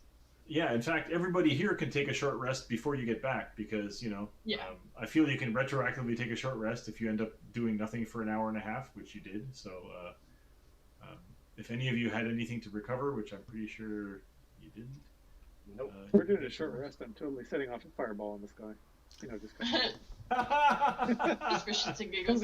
because I can. Boom. You just like, boom, you just. It just feels good. You just got to do them sometimes. Yeah, so you hear the voice in your head saying, yes, burn it all. Burn the world. Doesn't sound like the voice you heard in your dream, but still, whatever. Oh, okay. Cool. That's the front voice. Okay, so you take a short rest, and then Well, I'm you'll sorry, head it was back. kind of a Alva-centric with the healing and then the snake adventure. Yeah, I feel like you're really leaning into your character's eccentricness. So I love how I'm sure you I'm just sure the turned guys will into tell a me snake all and about like it after. Yeah. opened up the entire adventure for us. Fucking brilliant. Yeah. Big snake lady. Big snake lady. Big snake lady. Yeah, so you head down over there. So as you walk towards the lake house, so you pass through the village, and people are like, "Where have you been? Nothing's happened over here. What were you doing?" Like the sheriff will ask you. But we're not going all the way around. We would just cut across. Well, it's a pretty fast river. Okay, you want to like wade across the river to get I to would. the... Yeah. I'll just carry the gerbine. I'm not going around. Fuck it. I'll carry the gerbine and the hedge if the hedge needs it, and I'll just like walk across. I'm totally the getting carried type. You read me like a book. So there's a gerbine on one corner, yeah. hedge on the other. Wolf, the fox is kind of like, what you gonna do? The gerbine is sitting on my horns. The hedge is like a backpack, and then I'm like carrying the Vulpin like a big baby. No. Okay, so so you head towards the lake house, and you see it's very unkempt. Like the grass is really long. She's a single mom. She's trying her best. Like, you know, the grass, like there's flower gardens that are all dead. It's just really nasty. The house itself looks. The shutters are all closed, curtains are all drawn, and the house seems very quiet. And so, just a second here.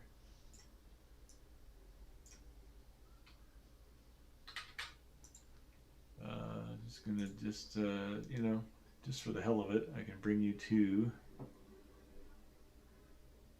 Oh, for fuck's sake, where'd that map go? You know what happened? I set up the maps, and I think there was a glitch because they're all. I'm sure I set up this map. Fuck man, fuck me. Hang on. Okay, 2 seconds. Well, aren't we gonna do this next time? Yeah. Well, let's do it next time. Okay. So you head up to the house, and you'll knock on the door, and then. Yeah. No, it's okay. It's fine. Okay, so next time you'll heal little Gleb, poor kid. Well, we'll try to anyway. We might not be able to. Yeah, he's very sick, you know. Yeah, you never know. Yeah, sure. I believe you. Yeah. Absolutely. So in the short rest, you regained the use of one of your spells. Is it what?